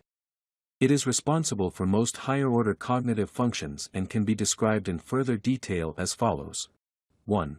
Hemispheres. The cerebrum is divided into two symmetrical halves, known as the left and right hemispheres. These two halves are separated by a deep groove called the longitudinal fissure but are connected by a thick band of nerve fibers known as the corpus callosum. Left hemisphere is typically associated with logical thinking, analytical processing, and language. In most right-handed individuals, the left hemisphere is dominant for language. Right hemisphere is more involved with creativity, spatial ability, artistic, and musical skills. It also plays a role in interpreting visual information and processing emotions. Lobes of the cerebrum. The cerebral cortex, the outer layer of the cerebrum, is divided into four main lobes. Frontal lobe. Parietal lobe. Temporal lobe. Occipital lobe. Frontal lobe, located at the front of the brain, it's responsible for executive functions such as reasoning, decision-making, planning, and problem-solving. It also oversees voluntary movement, speech production, and aspects of personality and behavior. Parietal lobe. Positioned behind the frontal lobe and above the temporal lobe, it processes sensory information from the body such as touch, taste, and spatial positioning. The somatosensory cortex, which maps tactile information from the body, is located in this lobe. Temporal lobe. Found on the sides of the brain, near the ears, it's associated with processing auditory information, understanding language and the formation of long-term memories. It also has roles in recognizing faces and processing emotional responses. Occipital lobe. Located at the back of the brain, it's primarily responsible for vision. This includes processing visual information from the eyes, interpreting colors, and recognizing shapes and movement. Gyri and sulci. The surface of the cerebrum is highly convoluted, consisting of ridges, gyri, and grooves, sulci. These convolutions increase the surface area of the cerebrum, allowing more neurons to fit in and enhancing cognitive abilities. Cerebral cortex. This is the outermost layer of the cerebrum and is composed of gray matter. It is densely packed with nerve cells and is responsible for higher cognitive functions, including thinking, perceiving, producing and understanding language. The thickness and structure of the cerebral cortex can vary across individuals and has been associated with various cognitive abilities and personality traits. White matter. Located beneath the cerebral cortex, white matter is made up of myelinated or insulated axons, which are nerve fibers that connect different parts of the brain to each other. The myelin gives this region its white appearance and helps accelerate the transmission of signals between neurons. Basal ganglia. Though often considered separately, the basal ganglia are a group of nuclei deep within the cerebrum.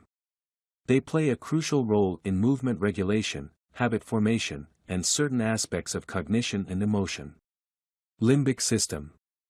Also nested within the cerebrum, this system comprises the amygdala, hippocampus, and other structures vital for emotion, behavior, and long-term memory. The cerebrum, with its intricate structures and networks, is central to human consciousness, enabling us to think, learn, create, and experience emotions. It remains a focal point in neuroscience research as we strive to unravel the mysteries of human cognition and behavior. Cerebellum. The cerebellum, often referred to as the little brain due to its appearance and size relative to the cerebrum, is an essential structure located underneath the occipital lobes of the cerebrum at the back of the brain. Here's a detailed breakdown of cerebellum. Structure and functions. The cerebellum is divided into two hemispheres, similar to the cerebrum, and has a finely convoluted surface, which helps maximize its surface area. These convolutions are made up of folds known as folia. In the middle, a narrow worm-like structure called the vermis connects the two hemispheres. The cerebellum plays a key role in fine-tuning motor activities. While the cerebrum might initiate a movement, the cerebellum makes adjustments to ensure the movement is smooth and precise. It helps maintain balance and proper posture, particularly when the body is in motion. The cerebellum is essential for tasks that require practice and repetition, such as riding a bicycle or playing a musical instrument. More recent research has revealed the cerebellum's involvement in certain cognitive and emotional functions. This includes processes like attention, language, and regulating fear and pleasure responses. Layers. The cerebellar cortex, which is the outer layer of the cerebellum, is made up of three distinct layers. Molecular layer. The outermost layer containing few neurons but many extensions from other cells. Purkinje layer. Contains Purkinje cells, large neurons that send inhibitory projections to the deep cerebellar nuclei. Granular layer. The innermost layer made up of tiny granule cells that send excitatory projections up to the molecular layer. Deep cerebellar nuclei. Embedded within the cerebellum are clusters of gray matter known as the deep cerebellar nuclei. These serve as the primary output cantors of the cerebellum, communicating its processed information to other brain regions. Peduncles. The cerebellum communicates with other parts of the brain via three paired structures known as peduncles. Superior cerebellar peduncle. Connects the cerebellum to the midbrain and thalamus, primarily carrying output from the cerebellum to other brain regions. Middle cerebellar peduncle. Connects the cerebellum to the pons and is the primary input route to the cerebellum. Inferior cerebellar peduncle. Connects the cerebellum to the medulla oblongata, facilitating both input and output between the cerebellum and other brain regions. Despite cerebellum's smaller size compared to the cerebrum, the cerebellum contains more neurons and plays a crucial role in a variety of tasks, ensuring they are executed with precision and grace. Brainstem. The brainstem is located at the base of the brain. It serves as the bridge connecting the cerebrum and cerebellum to the spinal cord. The brainstem is critical for basic life functions, such as breathing, heart rate, and blood pressure. It's involved in reflexes, including those that regulate balance and hearing. It plays a role in regulating the sleep-wake cycle. The brainstem serves as a conduit, with ascending tracts transmitting sensory information to the brain and descending tracts sending motor information to the body. Cranial nerves 3 through 12 originate from the brainstem, controlling functions such as facial expressions, swallowing, and sensation in the face. Here's a detailed look at brainstem. Components. The brainstem can be divided into three main structures, each with specific features and functions. Midbrain or mesencephalon. The most superior portion of the brainstem, the midbrain, is located beneath the thalamus and above the pons. Prominent structures include the cerebral peduncles, which contain motor and sensory tracts, and the corpora quadrigemina, composed of the superior and inferior colliculi. The superior colliculi are involved in visual reflexes, while the inferior colliculi are associated with auditory processing. The midbrain houses the red nucleus, involved in motor coordination, and the substantia nigra, which plays a role in reward and movement. The midbrain contains nuclei for cranial nerves 3 and 4. Pons. Positioned between the medulla and the midbrain, the pons appears as a bulging region on the anterior part of the brainstem. It primarily acts as a relay station, transmitting information between the cerebrum, cerebellum, and spinal cord. The pons also plays a role in regulating the sleep-wake cycle and houses nuclei for cranial nerves 5 through 8. Medulla oblongata. Located closest to the spinal cord, the medulla oblongata is the most inferior part of the brainstem. It regulates several vital and involuntary functions, such as heartbeat, blood pressure, and respiration. Any significant damage to this region can be life-threatening.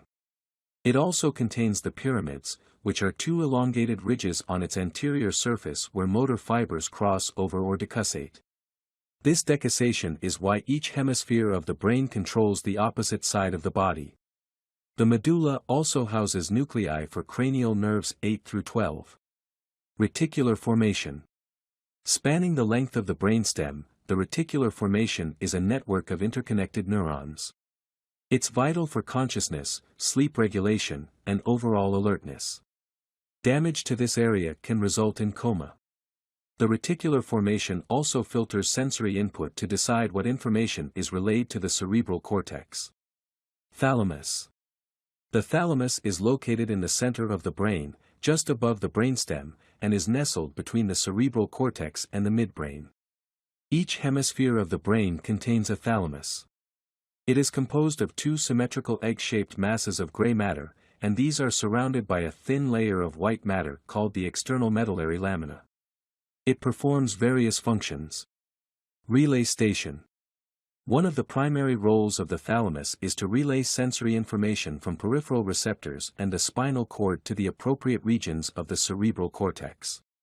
It processes and transmits inputs from all the senses, except smell, to associated cortical areas. Motor functions. The thalamus also receives information from the cerebellum and basal ganglia and relays it to the motor areas of the cerebral cortex, aiding in the coordination and modulation of movement. Sleep and wakefulness. It's involved in regulating states of sleep and wakefulness. The thalamus plays a role in controlling the sleep spindle activity during the sleep cycle. Consciousness. The thalamus contributes to consciousness and alertness, particularly through its connections with the cerebral cortex and the reticular formation in the brainstem. Pain perception. The thalamus is also involved in processing pain signals and can modulate the perception of pain. Hypothalamus. The hypothalamus is a small but crucial region of the brain that plays an integral role in connecting the nervous system to the endocrine system via the pituitary gland. The hypothalamus is located below the thalamus, approximately above the pituitary gland, and forms the lower walls and floor of the third ventricle in the brain. It's about the size of an almond and consists of various nuclei and nerve fibers. The hypothalamus is connected to many parts of the central nervous system, including the cerebral cortex, thalamus, basal ganglia, and limbic system. The pituitary gland is attached to the hypothalamus by the infundibulum, or pituitary stalk. Through this connection, the hypothalamus can regulate a wide variety of bodily functions by influencing hormone release from the pituitary. Hypothalamus perform various functions, for example, endocrine system regulation, autonomic nervous system regulation, temperature regulation, hunger and thirst regulation, sleep-wake cycles and circadian rhythms, emotion and behavior, and memory. Limbic system. The limbic system is a collection of structures in the brain involved in various functions including emotion, behavior, motivation, long-term memory, and olfaction. Limbic system is a group of interconnected structures. Here are some of the primary components. Amygdala. A small, almond-shaped set of neurons located deep within the brain's medial temporal lobe. It's key in processing emotions, especially those related to fear and pleasure. Hippocampus. Located in the medial temporal lobe, the hippocampus plays a critical role in forming new memories and connecting emotions and senses, such as smell and sound, to memories. Thalamus. While primarily a relay station for sensory and motor signals to the cerebral cortex, the thalamus does have connections with the limbic system and is involved in some of its functions, especially in relaying sensory information. Hypothalamus. Situated beneath the thalamus, the hypothalamus regulates vital functions like hunger, thirst, body temperature, and sleep. It also helps in controlling mood and emotions and is integrally linked to the endocrine system. Cingulate gyrus. An arc-shaped region that plays a role in regulating aggressive behavior and linking behavioral outcomes to motivation. Parahippocampal gyrus. Surrounding the hippocampus, this region plays a role in memory encoding and retrieval. Basal ganglia. While often associated with movement, the basal ganglia have connections to the limbic system and play a role in certain emotional and cognitive functions. Olfactory bulbs. These are involved in the sense of smell, which can evoke strong emotional responses and memories. Pituitary gland. The pituitary gland, often termed the master gland, is a small, pea-sized structure that plays a crucial role in the human endocrine system.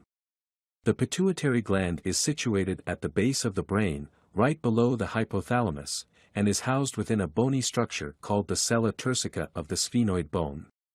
It is attached to the hypothalamus by a thin stalk known as the infundibulum or pituitary stalk. The gland is divided into two primary sections, the anterior pituitary, or adenohypophysis, and the posterior pituitary, or neurohypophysis. Anterior pituitary, adenohypophysis. This lobe synthesizes and releases several hormones, regulated by releasing and inhibiting hormones sent from the hypothalamus via a portal blood system. Hormones produced and released by the anterior pituitary include growth hormone, thyroid-stimulating hormone, adrenocorticotropic hormone, follicle-stimulating hormone, luteinizing hormone, prolactin, endorphins and enkephalins. Posterior pituitary, neurohypophysis. Unlike the anterior pituitary, which produces hormones, the posterior pituitary stores and releases hormones produced by the hypothalamus. Hormones released by the posterior pituitary include oxytocin and vasopressin. Basal ganglia. The basal ganglia are a group of nuclei located deep within the cerebral hemispheres that play crucial roles in a range of functions, including the control of voluntary motor movements, procedural learning, habit formation, and emotion, among others. The basal ganglia are composed of several interconnected nuclei, which includes striatum, globus pallidus, subthalamic nucleus, and substantia nigra. The basal ganglia have several pathways that process and relay information. Direct pathway, indirect pathway, hyperdirect pathway. Proper balance between these pathways is crucial for smooth motor control. Function. Basal ganglia perform several functions, which include motor control. The basal ganglia, in coordination with the cerebral cortex, thalamus, and brainstem, help smooth out and coordinate movements. They're involved in the initiation and termination of movements, ensuring movements are fluid and purposeful. Procedural learning. They play a role in the learning of routines or sequences, especially motor sequences. Emotions and behavior. The basal ganglia are connected to the limbic system and have been implicated in the control of emotional behaviors and responses. Cognitive functions. They contribute to certain aspects of cognitive processing, decision-making, and task switching. Corpus callosum. The corpus callosum is the largest bundle of nerve fibers in the brain that connects the left and right hemispheres, allowing them to communicate and coordinate with one another. Anatomy and structure. The corpus callosum lies beneath the cerebral cortex, arching around the lateral ventricles.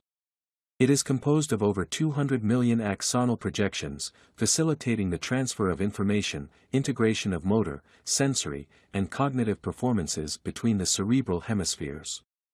The corpus callosum can be segmented into different regions based on its anterior to posterior orientation.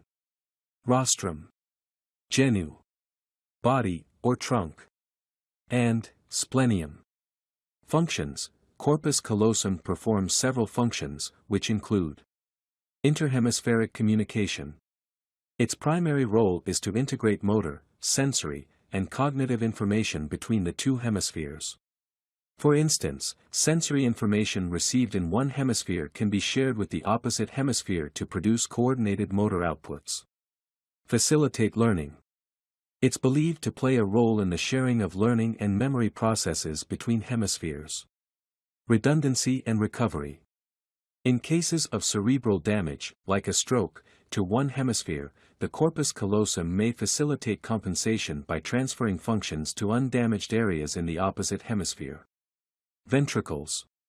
The ventricles of the brain are a connected system of cavities filled with cerebrospinal fluid, CSF. These cavities not only serve as a reservoir for CSF but also play a role in its circulation and in cushioning the brain. Anatomy and structure. The ventricular system comprises four main ventricles. Lateral ventricles, first and second ventricles. These are the largest of the ventricles and are found within each hemisphere of the cerebral cortex, having a curved, horseshoe-like shape. Each lateral ventricle consists of a central body and three protruding horns, the anterior or frontal, posterior or occipital, and inferior or temporal horns. Third ventricle. This is a narrow, funnel-shaped cavity located in the midline, between the left and right thalamus. It's connected to each lateral ventricle by the interventricular foramen or foramen of Monro. Fourth ventricle. Located between the pons and the cerebellum. It communicates with the third ventricle above through the cerebral aqueduct or aqueduct of Sylvius. Function. Cerebrospinal fluid or CSF production. The ventricles are lined by ependymal cells, and within the ventricles, specialized structures called choroid plexuses produce CSF. Brain protection. CSF acts as a cushion, providing a protective layer for the brain against trauma. The fluid also helps maintain intracranial pressure, which is crucial for normal brain function. Nutrient and waste transport. CSF facilitates the exchange of nutrients and waste products between the brain and the blood. This was the basic overview of human brain, its components, and functions which brain and its components perform. We will go in more detail in some other video. That's it for today. Hope you liked this video. For more videos on human body and organ system, please subscribe to this channel. See you in the next video. The human ear is a complex organ responsible for hearing and balance. It is divided into three main sections: the outer ear, the middle ear, and the inner ear. Each part plays a crucial role in the process of hearing and maintaining equilibrium. Outer ear. Pinna or auricle, the visible part of the ear that is on the outside of the head. It's made of cartilage and skin and is shaped to capture sound waves and funnel them into the ear canal. Ear canal or external auditory meatus, a tube-like structure that leads from the pinna to the eardrum. It helps to further direct sound waves towards the eardrum. Middle ear. Tympanic membrane or eardrum, a thin, cone-shaped membrane that separates the outer ear from the middle ear. It vibrates when sound waves hit it, converting these waves into mechanical vibrations. Ossicles, three tiny bones in the middle ear called the malleus, incus, and stapes. These bones are the smallest in the human body and they amplify and transmit the vibrations from the eardrum to the inner ear. Inner ear. Cochlea, a spiral-shaped, fluid-filled tube that is responsible for converting mechanical vibrations into electrical signals that the brain interprets as sound. It contains tiny hair cells that move in response to fluid vibrations, creating nerve impulses. Vestibular system. This includes the semicircular canals and the otolithic organs, utricle and saccule, which are crucial for balance. These structures detect changes in head position and movement, helping to maintain equilibrium. Let's start with the outer ear. It has two main components which are pinna and ear canal. Pinna. The pinna, also known as the auricle, is the visible part of the ear that is located on the outside of the head. It's a key component of the outer ear and plays an important role in the hearing process. Here are some details about the pinna. Structure and composition. The pinna is primarily made up of cartilage covered by skin. The cartilage gives it a firm yet flexible structure. It has a unique, complex shape with ridges and folds, such as the helix, the lobule, and the tragus. Function in hearing. The primary function of the pinna is to capture sound waves from the environment and funnel them into the ear canal towards the eardrum. Its shape is designed to efficiently collect and direct sound. Different parts of the pinna help in gathering sounds coming from various directions, which is important for locating the source of a sound in the environment. Role in sound localization. The pinna plays a significant role in vertical sound localization, determining whether a sound is coming from above, below, or at the same level as the listener. The folds and contours of the pinna affect sound waves differently depending on their origin, creating subtle changes in the sound that help the brain determine the sound's location. Individual variation.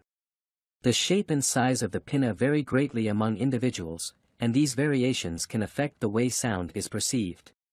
Despite these differences, the basic function of sound collection and direction remains consistent.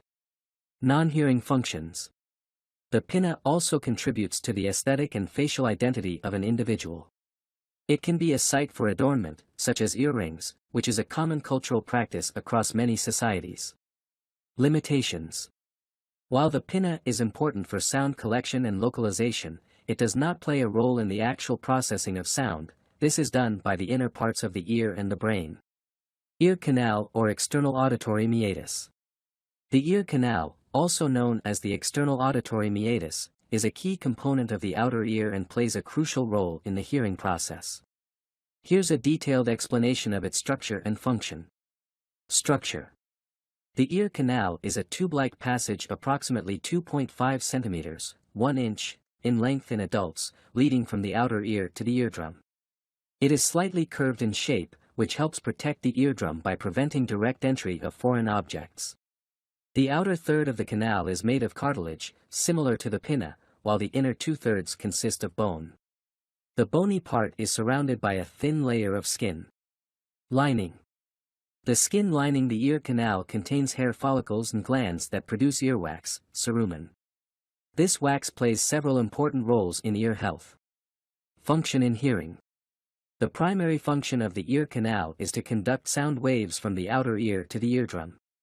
Its shape and length are designed to amplify these sound waves and optimize their transmission.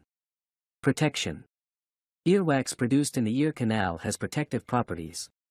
It traps dust, dirt, and other particles, preventing them from reaching and potentially damaging the eardrum. The wax also has antibacterial and antifungal properties, helping to keep the ear canal healthy. The slight curve of the canal, along with the presence of hair, also helps in protecting the deeper structures of the ear from foreign objects and insects. Maintenance of ear health. Normally, the ear canal is self-cleaning. Earwax and debris gradually move out of the canal due to the movement of the jaw, like when chewing, eventually drying up and falling out of the ear. Over-cleaning or using inappropriate objects to clean the ear can disrupt this natural process and lead to problems like impaction, irritation, or infection. Sensitivity. The skin in the ear canal is thin and sensitive, making it susceptible to irritation and infection. Conditions like otitis externa, swimmer's ear, can occur due to inflammation or infection of the ear canal. Resonance. The ear canal also contributes to the resonance of sound frequencies, particularly those important for understanding speech. This resonance enhances certain frequencies, making it easier to hear and interpret spoken words. Lobule, earlobe. Structure. Composition. Unlike the rest of the pinna, the earlobe contains no cartilage. It is composed of connective and adipose tissue, making it soft and pliable. Variability. Earlobes vary greatly among individuals in size, shape, and whether they are free or attached. Function. Cultural and cosmetic. The earlobe doesn't have a direct role in hearing. Its significance is more cultural and cosmetic, often being a site for jewelry, earrings, and body modification. Genetic marker. The characteristic of having attached or detached earlobes is a commonly cited example of a simple genetic trait. Middle ear. Middle ear have two major components, tympanic membrane and ossicles. Tympanic membrane or eardrum. The tympanic membrane, commonly known as the eardrum, is a critical component of the human ear, playing an essential role in the process of hearing. Here's a detailed explanation of its structure, function, and importance. Structure. The eardrum is a thin, semi-transparent membrane that separates the outer ear from the middle ear. It's roughly oval in shape and measures about 8 to 10 millimeters in diameter in adults. The membrane is composed of 3 layers. The outer layer is continuous with the skin lining the ear canal. The middle layer is fibrous and gives the eardrum its strength and ability to vibrate. The inner layer is mucous membrane, similar to the lining of the middle ear. Function in hearing. The primary function of the eardrum is to convert sound waves that travel through the air into mechanical vibrations. When sound waves enter the ear canal, they strike the eardrum and cause it to vibrate. The frequency and intensity of these vibrations correspond to the frequency and loudness of the sound waves. These vibrations are then transmitted to the 3 small bones, ossicles, in the middle ear, the malleus, incus, and stapes. Role in middle ear protection. The eardrum acts as a barrier, protecting the delicate structures of the middle ear from foreign objects, bacteria, and water that could enter through the ear canal. It also helps to maintain the proper pressure balance between the external environment and the middle ear, which is crucial for the proper functioning of the middle ear bones. Sensitivity and damage. The eardrum is sensitive and can be damaged by various factors, such as loud noises, sudden pressure changes, infections, or physical trauma, like poking it with a cotton swab or other object. A perforated eardrum, a tear or hole in the eardrum, can lead to hearing loss, pain, and increased susceptibility to ear infections. Healing. In many cases, a damaged eardrum can heal on its own, but severe tears may require medical intervention, such as surgery. Diagnostic relevance. Examination of the eardrum can provide valuable information about the health of the ear. Changes in its appearance can indicate various conditions, such as infections, fluid in the middle ear, or eardrum perforation. Effect on hearing. The efficiency of sound transmission through the eardrum is crucial for normal hearing. Any alteration in its structure or function can lead to conductive hearing loss. Ossicles. The ossicles are a group of 3 tiny bones in the middle ear, known as the malleus, incus, and stapes. They are the smallest bones in the human body and play a crucial role in the process of hearing by transmitting sound vibrations from the eardrum to the inner ear. Here's a detailed explanation of each ossicle and their collective function. Malleus or hammer. The malleus is the first of the 3 ossicles and is attached to the inner surface of the tympanic membrane, eardrum. It resembles a hammer in shape, with a long handle attached to the eardrum and a head that connects to the next bone, the incus. When sound waves cause the eardrum to vibrate, these vibrations are transferred to the malleus. Incus or anvil. The incus is the middle bone, situated between the malleus and stapes. It has an anvil-like shape and serves as a bridge for transmitting vibrations from the malleus to the stapes. The joint between the malleus and incus allows efficient transmission and amplification of these vibrations. Stapes or stirrup. The stapes is the smallest and last of the ossicles, named for its stirrup-like shape. It has a footplate that fits into the oval window, a membrane-covered opening to the inner ear. Vibrations transmitted to the stapes cause the footplate to move in and out of the oval window, creating waves in the fluid of the inner ear or cochlea. Collective function of the ossicles. Transmission and amplification. The primary function of the ossicles is to transmit sound vibrations from the eardrum to the inner ear. As the vibrations move from the larger surface area of the eardrum to the smaller area of the stapes footplate, they are amplified. This amplification is crucial for efficient hearing, as the sound waves need to be strong enough to create waves in the fluid of the cochlea. Impedance matching. The ossicles also play a role in impedance matching between the air in the external auditory canal and the fluid of the cochlea. Impedance matching ensures that most of the sound energy is transferred into the inner ear rather than being reflected and lost, which is important for the sensitive process of converting sound waves into neural signals. Protection. The ossicular chain has a protective mechanism against excessively loud sounds.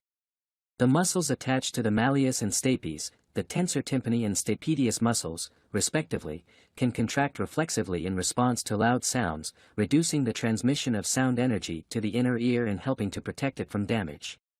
Inner ear. Inner ear consists of cochlea and vestibular system. Cochlea. The cochlea is an intricate and essential component of the inner ear, playing a critical role in the auditory system. It is responsible for converting mechanical sound vibrations into electrical signals that the brain can interpret as sound. Here's a more detailed look at its structure and function. Structure of the cochlea. Spiral shape. The cochlea is a spiral-shaped, coiled tube resembling a snail shell. It makes about 2.5 turns around a central bony pillar called the modiolus. Internal division. Inside, the cochlea is divided along its length by two membranes, the Reissner's membrane and the basilar membrane. This division creates three parallel, fluid-filled chambers or canals, the scala vestibuli, scala media, cochlear duct, and scala tympani. Scala vestibuli and scala tympani. These two chambers are filled with a fluid called perilymph, which is similar in composition to cerebrospinal fluid. The scala vestibuli begins near the oval window, where the stapes bone transmits sound vibrations into the cochlea. The scala tympani ends at the round window, another membrane-covered opening that allows for fluid displacement within the cochlea. Scala media or cochlear duct. The scala media contains a different fluid called endolymph, which is rich in potassium and crucial for the transduction process. It houses the organ of Corti, the sensory organ of hearing. Organ of Corti. Located on the basilar membrane, it contains rows of sensory hair cells and supporting cells. Above the hair cells is the tectorial membrane, which plays a role in the stimulation of these cells. Hair cells. There are two types of hair cells: inner hair cells, responsible for transmitting sound information to the brain, and outer hair cells, involved in amplifying and fine-tuning sound vibrations. The hair cells have tiny projections called stereocilia that protrude into the endolymph. Function of the cochlea. Sound wave transmission. Sound vibrations enter the cochlea via the oval window, causing movement in the perilymph of the scala vestibuli. Basilar membrane movement. These movements create a traveling wave along the basilar membrane, causing it to move up and down. Stimulation of hair cells. The movement of the basilar membrane causes the hair cells in the organ of Corti to bend against the tectorial membrane.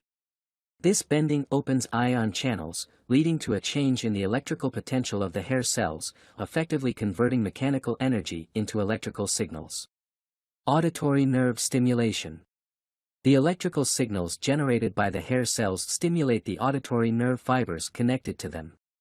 These nerve fibers carry the auditory information to the brain, where it is interpreted as sound. Frequency mapping, tonotopy. Different frequencies of sound affect different parts of the cochlea. High-frequency sounds cause more movement at the base of the cochlea, while low-frequency sounds affect the apex. This tonotopic organization allows the brain to distinguish between different sound frequencies. Importance in hearing. The cochlea's ability to perform auditory transduction, converting sound waves into electrical signals, is fundamental to our sense of hearing. Damage or dysfunction in the cochlea can lead to hearing loss, underscoring its critical role in the auditory system. Vestibular system. The vestibular system is a complex sensory system that is crucial for normal movement and balance. Located in the inner ear, it works closely with other sensory systems, such as vision and proprioception, the sense of body position, to maintain the body's position and equilibrium. Here's a detailed look at its structure and function. Structure of the vestibular system. Semicircular canals. There are three semicircular canals, anterior, posterior, and lateral, in each ear, oriented at roughly right angles to each other. These canals are filled with a fluid called endolymph and contain a sensory organ called the crista ampullaris. The crista ampullaris has hair cells similar to those in the cochlea, and their movement in response to fluid motion is crucial for detecting rotational movements of the head. Otolith organs.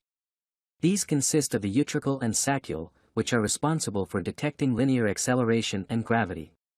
Inside these organs are small crystals called otoliths, calcium carbonate crystals, that sit on top of a gelatinous layer covering the hair cells.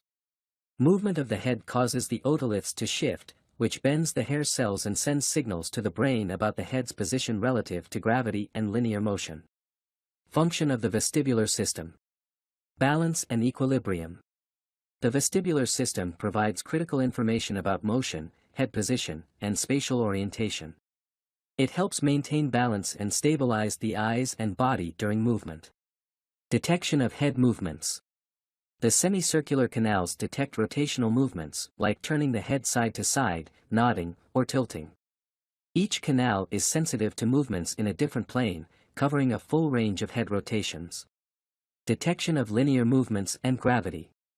The otolith organs, utricle and saccule, detect linear movements, such as forward-backward, up-down, and side-to-side motion, and the effects of gravity. They help in understanding the orientation of the head relative to the ground, aiding in balance and posture. Vestibuloocular reflex, VAR. This reflex stabilizes vision during head movements by producing eye movements in the opposite direction of head movement, allowing for clear vision while moving. Integration with other systems. The vestibular system works closely with the visual system and proprioceptive sensors in the body to maintain balance and spatial orientation.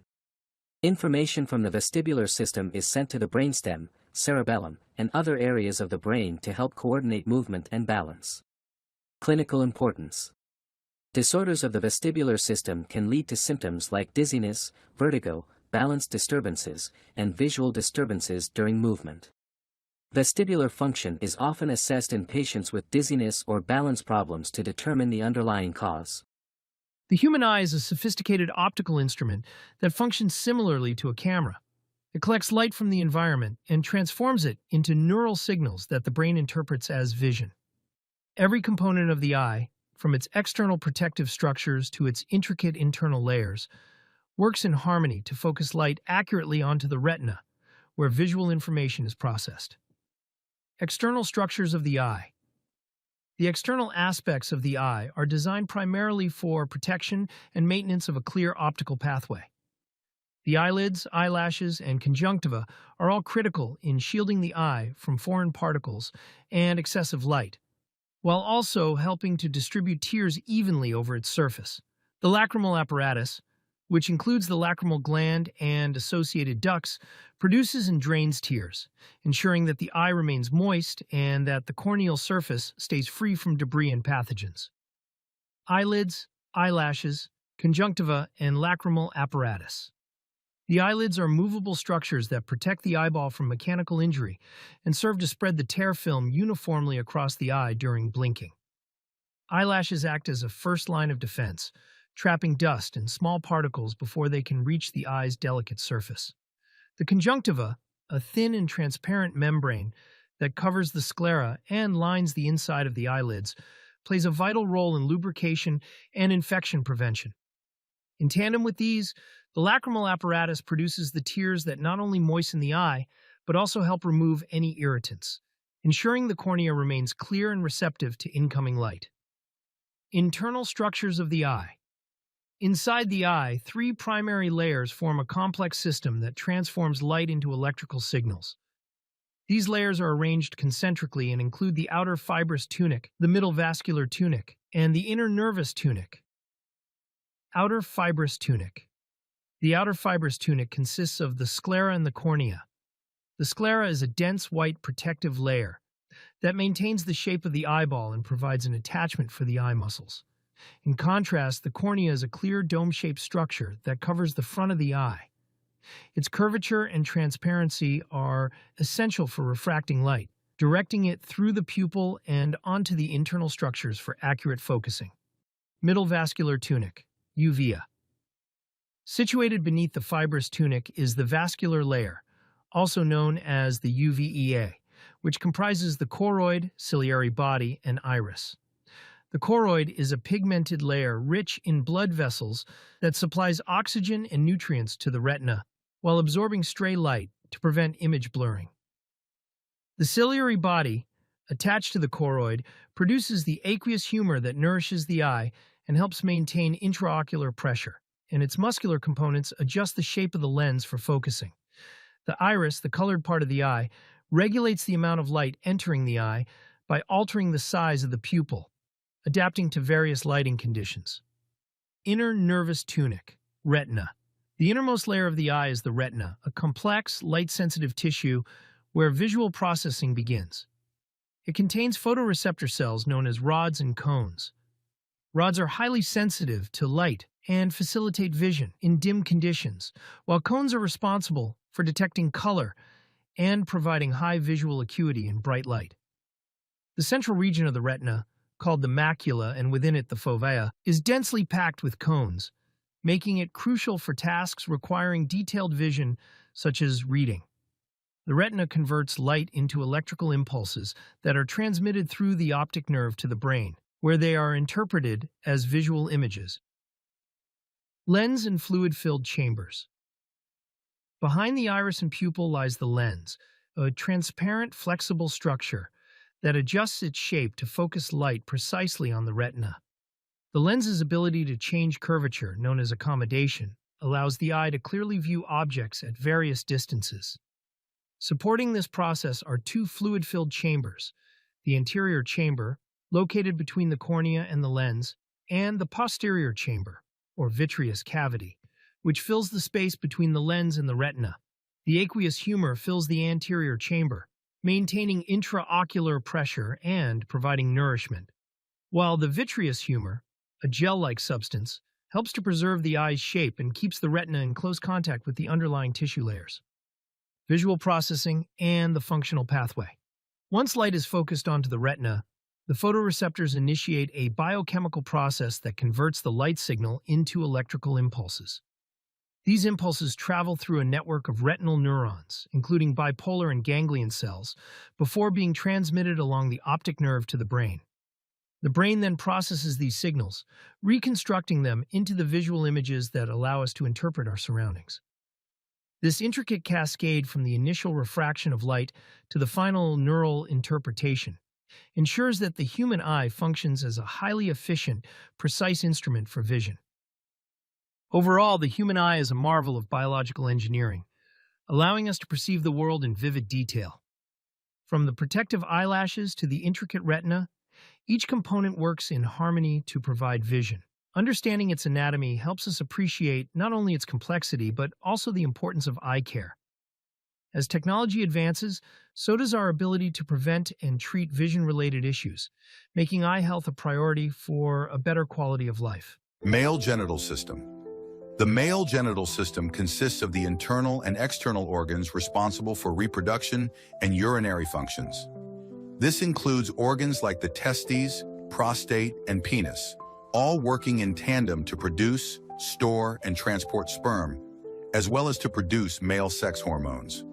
These organs also ensure the safe passage of sperm during ejaculation and play a key role in the urinary system. Internal genital organs. Internal organs consists of testes, ductus deferens, seminal gland, prostate, bulbourethral glands, and male urethra. Testes and epididymis. Here is a detailed explanation of testes, Leydig and Sertoli cells. Leydig cells, located between seminiferous tubules, are responsible for the production of testosterone, the main male sex hormone. Sertoli cells, on the other hand, are located inside the seminiferous tubules and provide nutrients to developing sperm cells, while also forming the blood-testis barrier to protect sperm from the immune system. Testicle, testis. The testicles are oval-shaped organs that produce sperm and testosterone. They are enclosed within the scrotum and divided into lobules by septa. Each lobule contains seminiferous tubules where sperm is produced. Testes location and descent. During fetal development, the testes descend from the abdomen to the scrotum. This descent is necessary as the testes need to be cooler than the body's core temperature for optimal sperm production. External structures of testes. The testes are covered by several layers, including the tunica vaginalis, derived from the peritoneum, the tunica albuginea, a dense layer of connective tissue, and the tunica vasculosa, which contains blood vessels. Internal structures of testes. Inside the testes are lobules, each containing seminiferous tubules where sperm production occurs. These tubules are surrounded by connective tissue layers like the tunica albuginea and the testis, dividing it into lobules. This layer also plays a role in maintaining the shape of the testis and ensuring that the seminiferous tubules are securely enclosed for optimal sperm production. Tunica vasculosa. The vascular layer, also known as the tunica vasculosa, is the innermost layer of the testis, lying beneath the tunica albuginea. It consists of a network of blood vessels that provide nourishment to the testicular tissue.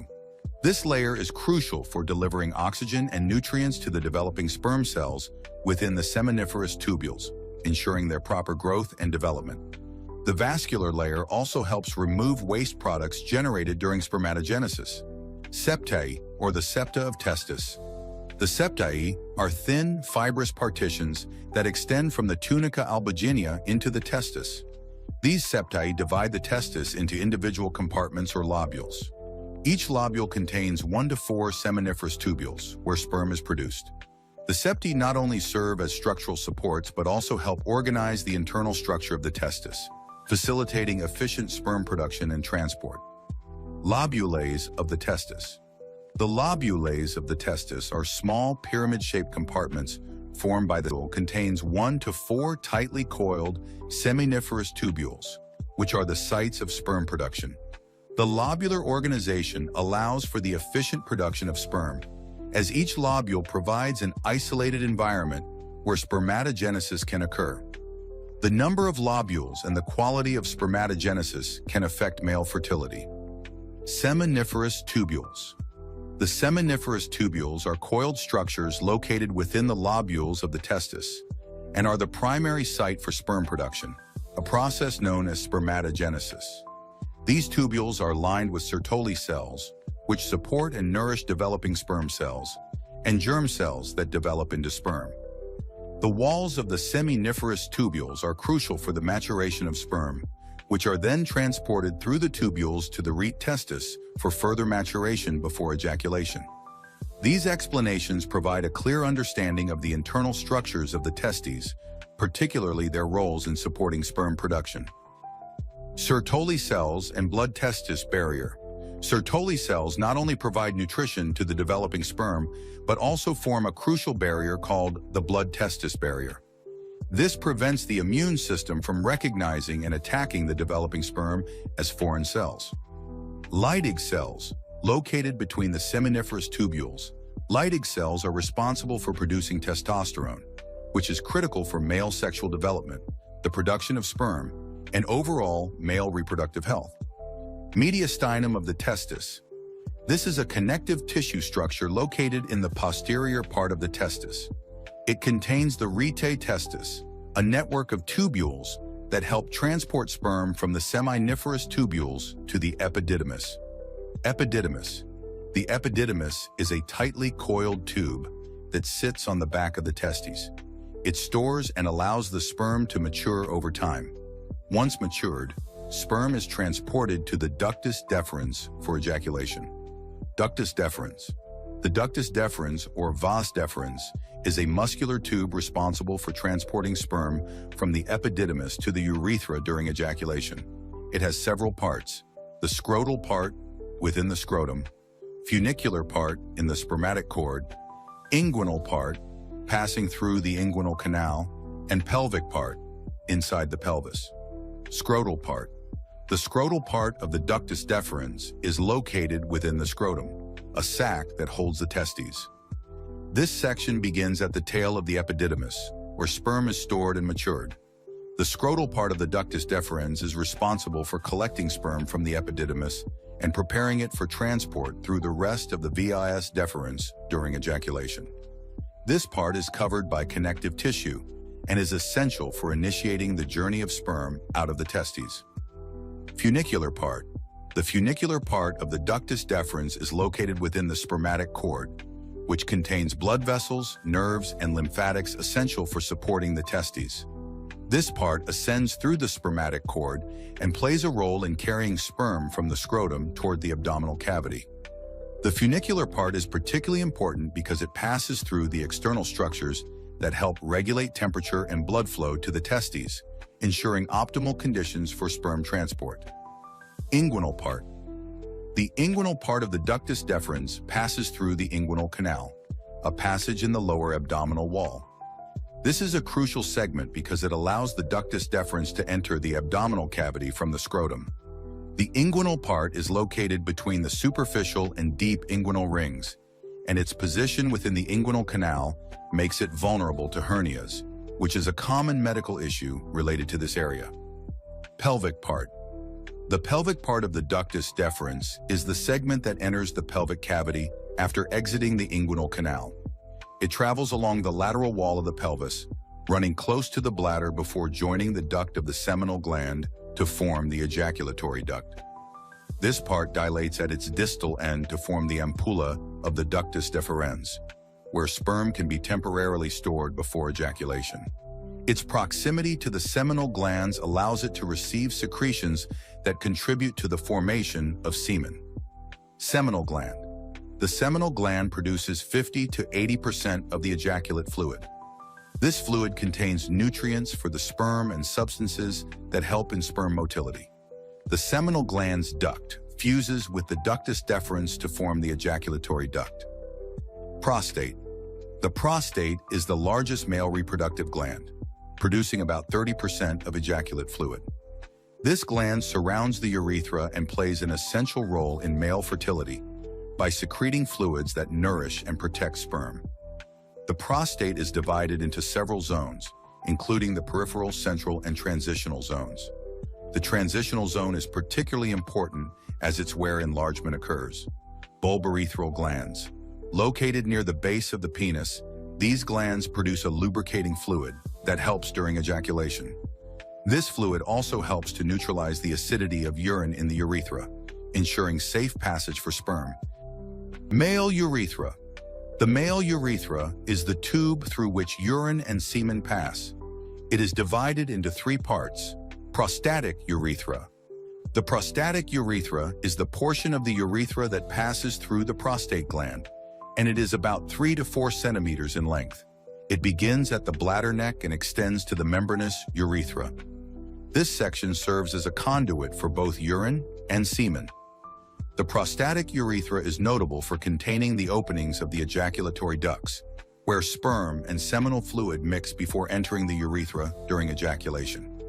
Another feature within the prostatic urethra is the seminal colliculus, an elevated area on the posterior wall, which contains the prostatic utricle, a vestigial structure, and the openings for the ejaculatory ducts. Surrounding this part of the urethra is the prostate gland, which secretes prostatic fluid, a component of semen that aids in sperm motility and protection. Membranous urethra. The membranous urethra is the shortest and narrowest section of the male urethra, measuring about 1 to 2 centimeters in length.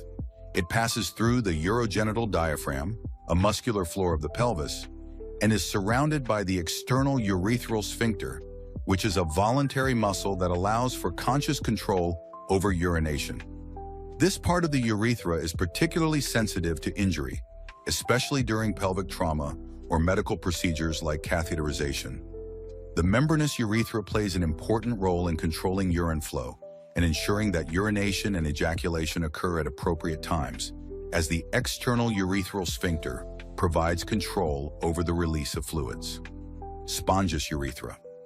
The spongious urethra, also known as the penile urethra, is the longest segment, approximately 15 to 20 centimeters in length. It extends from the membranous urethra through the length of the penis, specifically within the corpus spongiosum, an erectile tissue that surrounds the urethra and helps protect it during an erection. This section of the urethra is divided into 2 further parts: the bulbar part, located at the base of the penis, and the pendulous part, which runs along the shaft of the penis. The spongious urethra serves as the passageway for both urine and semen, though these fluids never mix due to the actions of the internal urethral sphincter, which closes off the bladder during ejaculation. The spongious urethra opens at the external urethral orifice, located at the tip of the glans penis, through which urine and semen exit the body. External genital organs.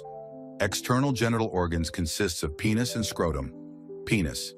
Here is the detailed structure of penis. Root of the penis. The root is the internal part that attaches the penis to the pelvic structures.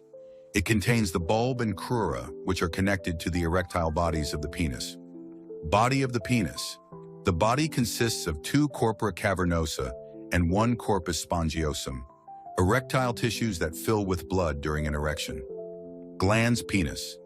The glans is the sensitive, rounded tip of the penis. It contains numerous nerve endings and is responsible for sexual pleasure. The foreskin, or prepuce, covers the glans and can be retracted. External structures of the penis. The penis is supported by the fundiform and suspensory ligaments, which attach it to the pubic bone. Internal structures of the penis. The penis contains deep and superficial veins, arteries, and nerve bundles that facilitate blood flow and erection. The corpora cavernosa have spaces that fill with blood to maintain an erection. Scrotum.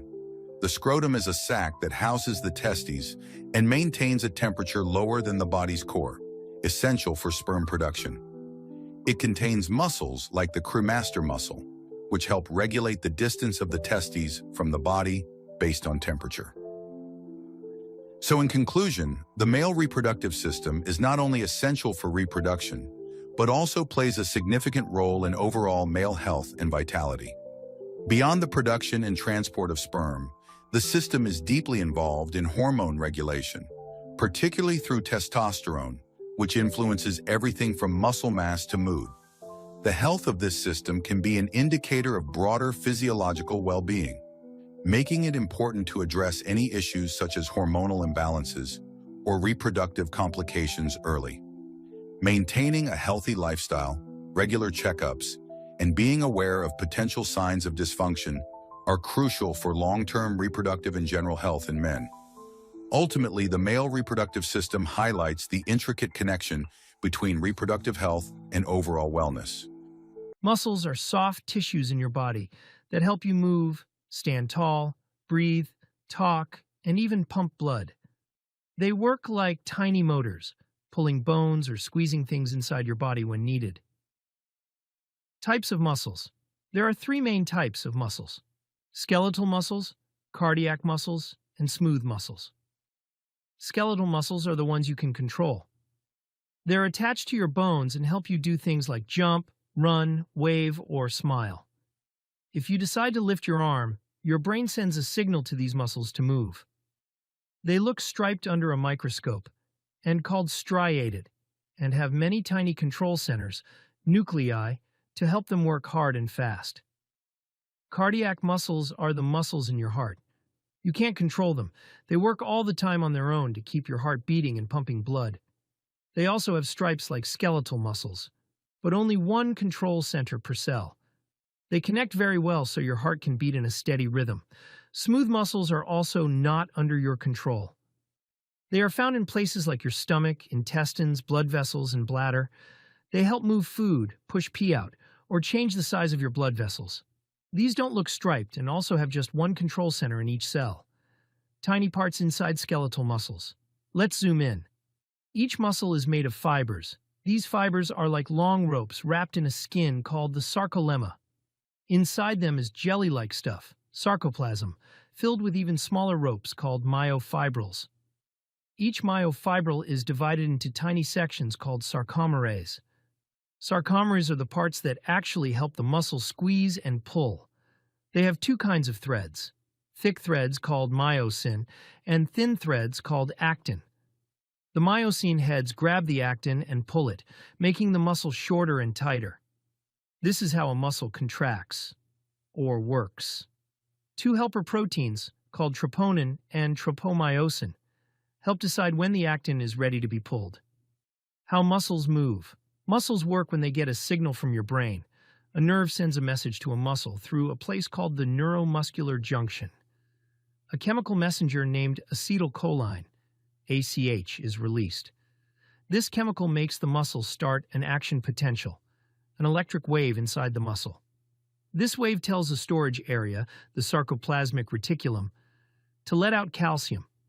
Calcium turns on the actin by moving the blockers, tropomyosin, and myosin grabs actin and pulls. If there's enough ATP, the muscle's energy, this happens again and again until you stop the movement. When you're done moving, ACH is cleaned up by acetylcholinesterase, calcium goes back into storage, the actin is blocked again, and your muscle relaxes. How muscles get energy?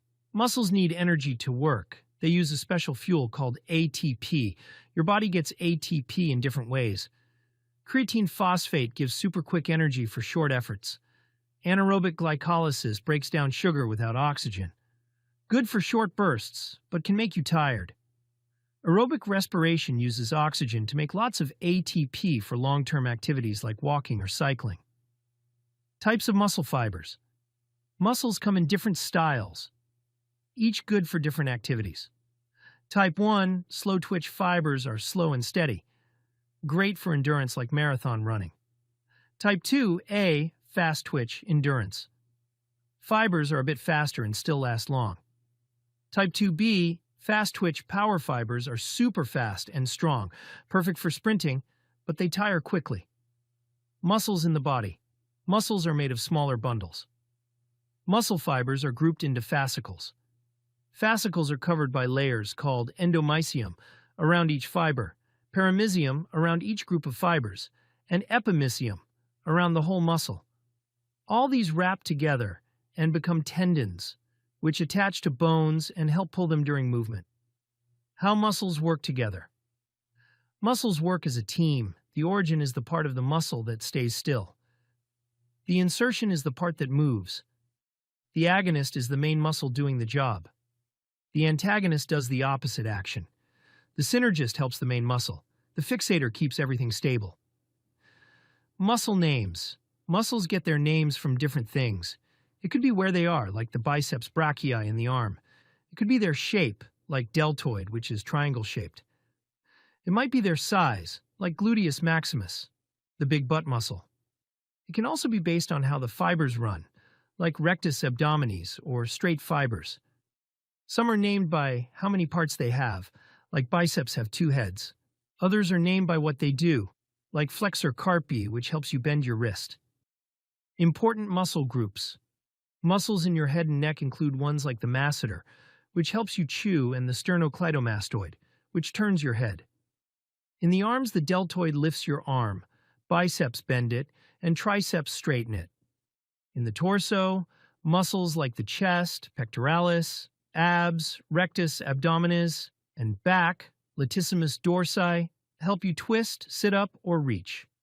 In the legs, the gluteus maximus helps you stand and climb. Quadriceps and hamstrings help you walk or jump. Calf muscles like gastrocnemius help you tiptoe. Muscle problems. Sometimes muscles can have problems. Muscular dystrophy is when muscles get weaker over time because of genes. Myasthenia gravis is when the immune system causes muscles to become weak. Fibromyalgia makes muscles hurt for a long time. Strains and sprains happen when muscles or ligaments get stretched or torn. Cramps are sudden, painful muscle squeezes, often caused by not drinking enough water. Muscle growth and healing. Muscles grow and heal in interesting ways. Hypertrophy is when muscles get bigger because you use them a lot, like when you exercise. Atrophy is when muscles shrink because you don't use them. Satellite cells are special helper cells that fix and grow muscles when they're hurt. Overall, your muscles are amazing. They let you run, jump, smile, and even breathe without thinking. Taking care of your muscles with exercise, good food, and rest helps them stay strong and healthy. Hi, and welcome to Inside Us. In this video, we will talk about basic human anatomy and systems in human body. The human body can be studied and understood in terms of various systems, each of which is responsible for specific functions. Here are some of the major systems of the human body: skeletal system, muscular system, cardiovascular system, nervous system, respiratory system, digestive system, urinary system, endocrine system, lymphatic system, and reproductive system. To understand how these systems work, you first need to know a little bit about these systems. Number 1. The skeletal system. The skeletal system is the body system that provides structure and support for the body. It consists of bones and joints, which work together to allow movement and protect internal organs. Bones are the hard, calcified tissues that make up the skeleton. They are classified into 4 types: long bones, short bones, flat bones, and irregular bones. Bones are connected to each other at joints, which allow movement. The skeletal system also plays a number of important roles in the body. It provides support and protection for internal organs, helps maintain posture and balance, and produces blood cells in the bone marrow. Number 2. The muscular system. The muscular system is the body system that is responsible for movement and the maintenance of posture. It consists of muscles, which are tissues that contract and relax to produce movement. There are 3 main types of muscles in the body: skeletal muscles, cardiac muscles, and smooth muscles. Muscles work in pairs, with one muscle contracting while the other relaxes. This allows for movement in various directions. Muscles also work together with bones and joints to maintain posture and balance. They help regulate blood pressure, produce heat, and store energy in the form of glycogen. They also protect against injury and help repair damaged tissue. Number 3. The cardiovascular system. The cardiovascular system is the body system that is responsible for transporting oxygen, nutrients, and hormones to cells and removing waste products from the body. It consists of the heart, blood vessels, and blood. The heart is a muscular organ that pumps blood throughout the body. Blood vessels are the tubes that carry blood throughout the body, and blood is the fluid that circulates through the body in the blood vessels. The cardiovascular system is essential for the functioning of the body. It ensures that all of the body's cells receive the oxygen and nutrients they need to survive and function properly. It also helps remove waste products and maintain a healthy balance of fluids in the body. Number 4. The nervous system. The nervous system is the body system that is responsible for the control and coordination of body functions. It consists of the brain, spinal cord, and nerves. The brain is the control center of the nervous system.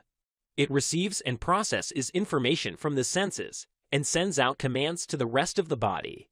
The spinal cord is a long, tube-like structure that runs from the brain down through the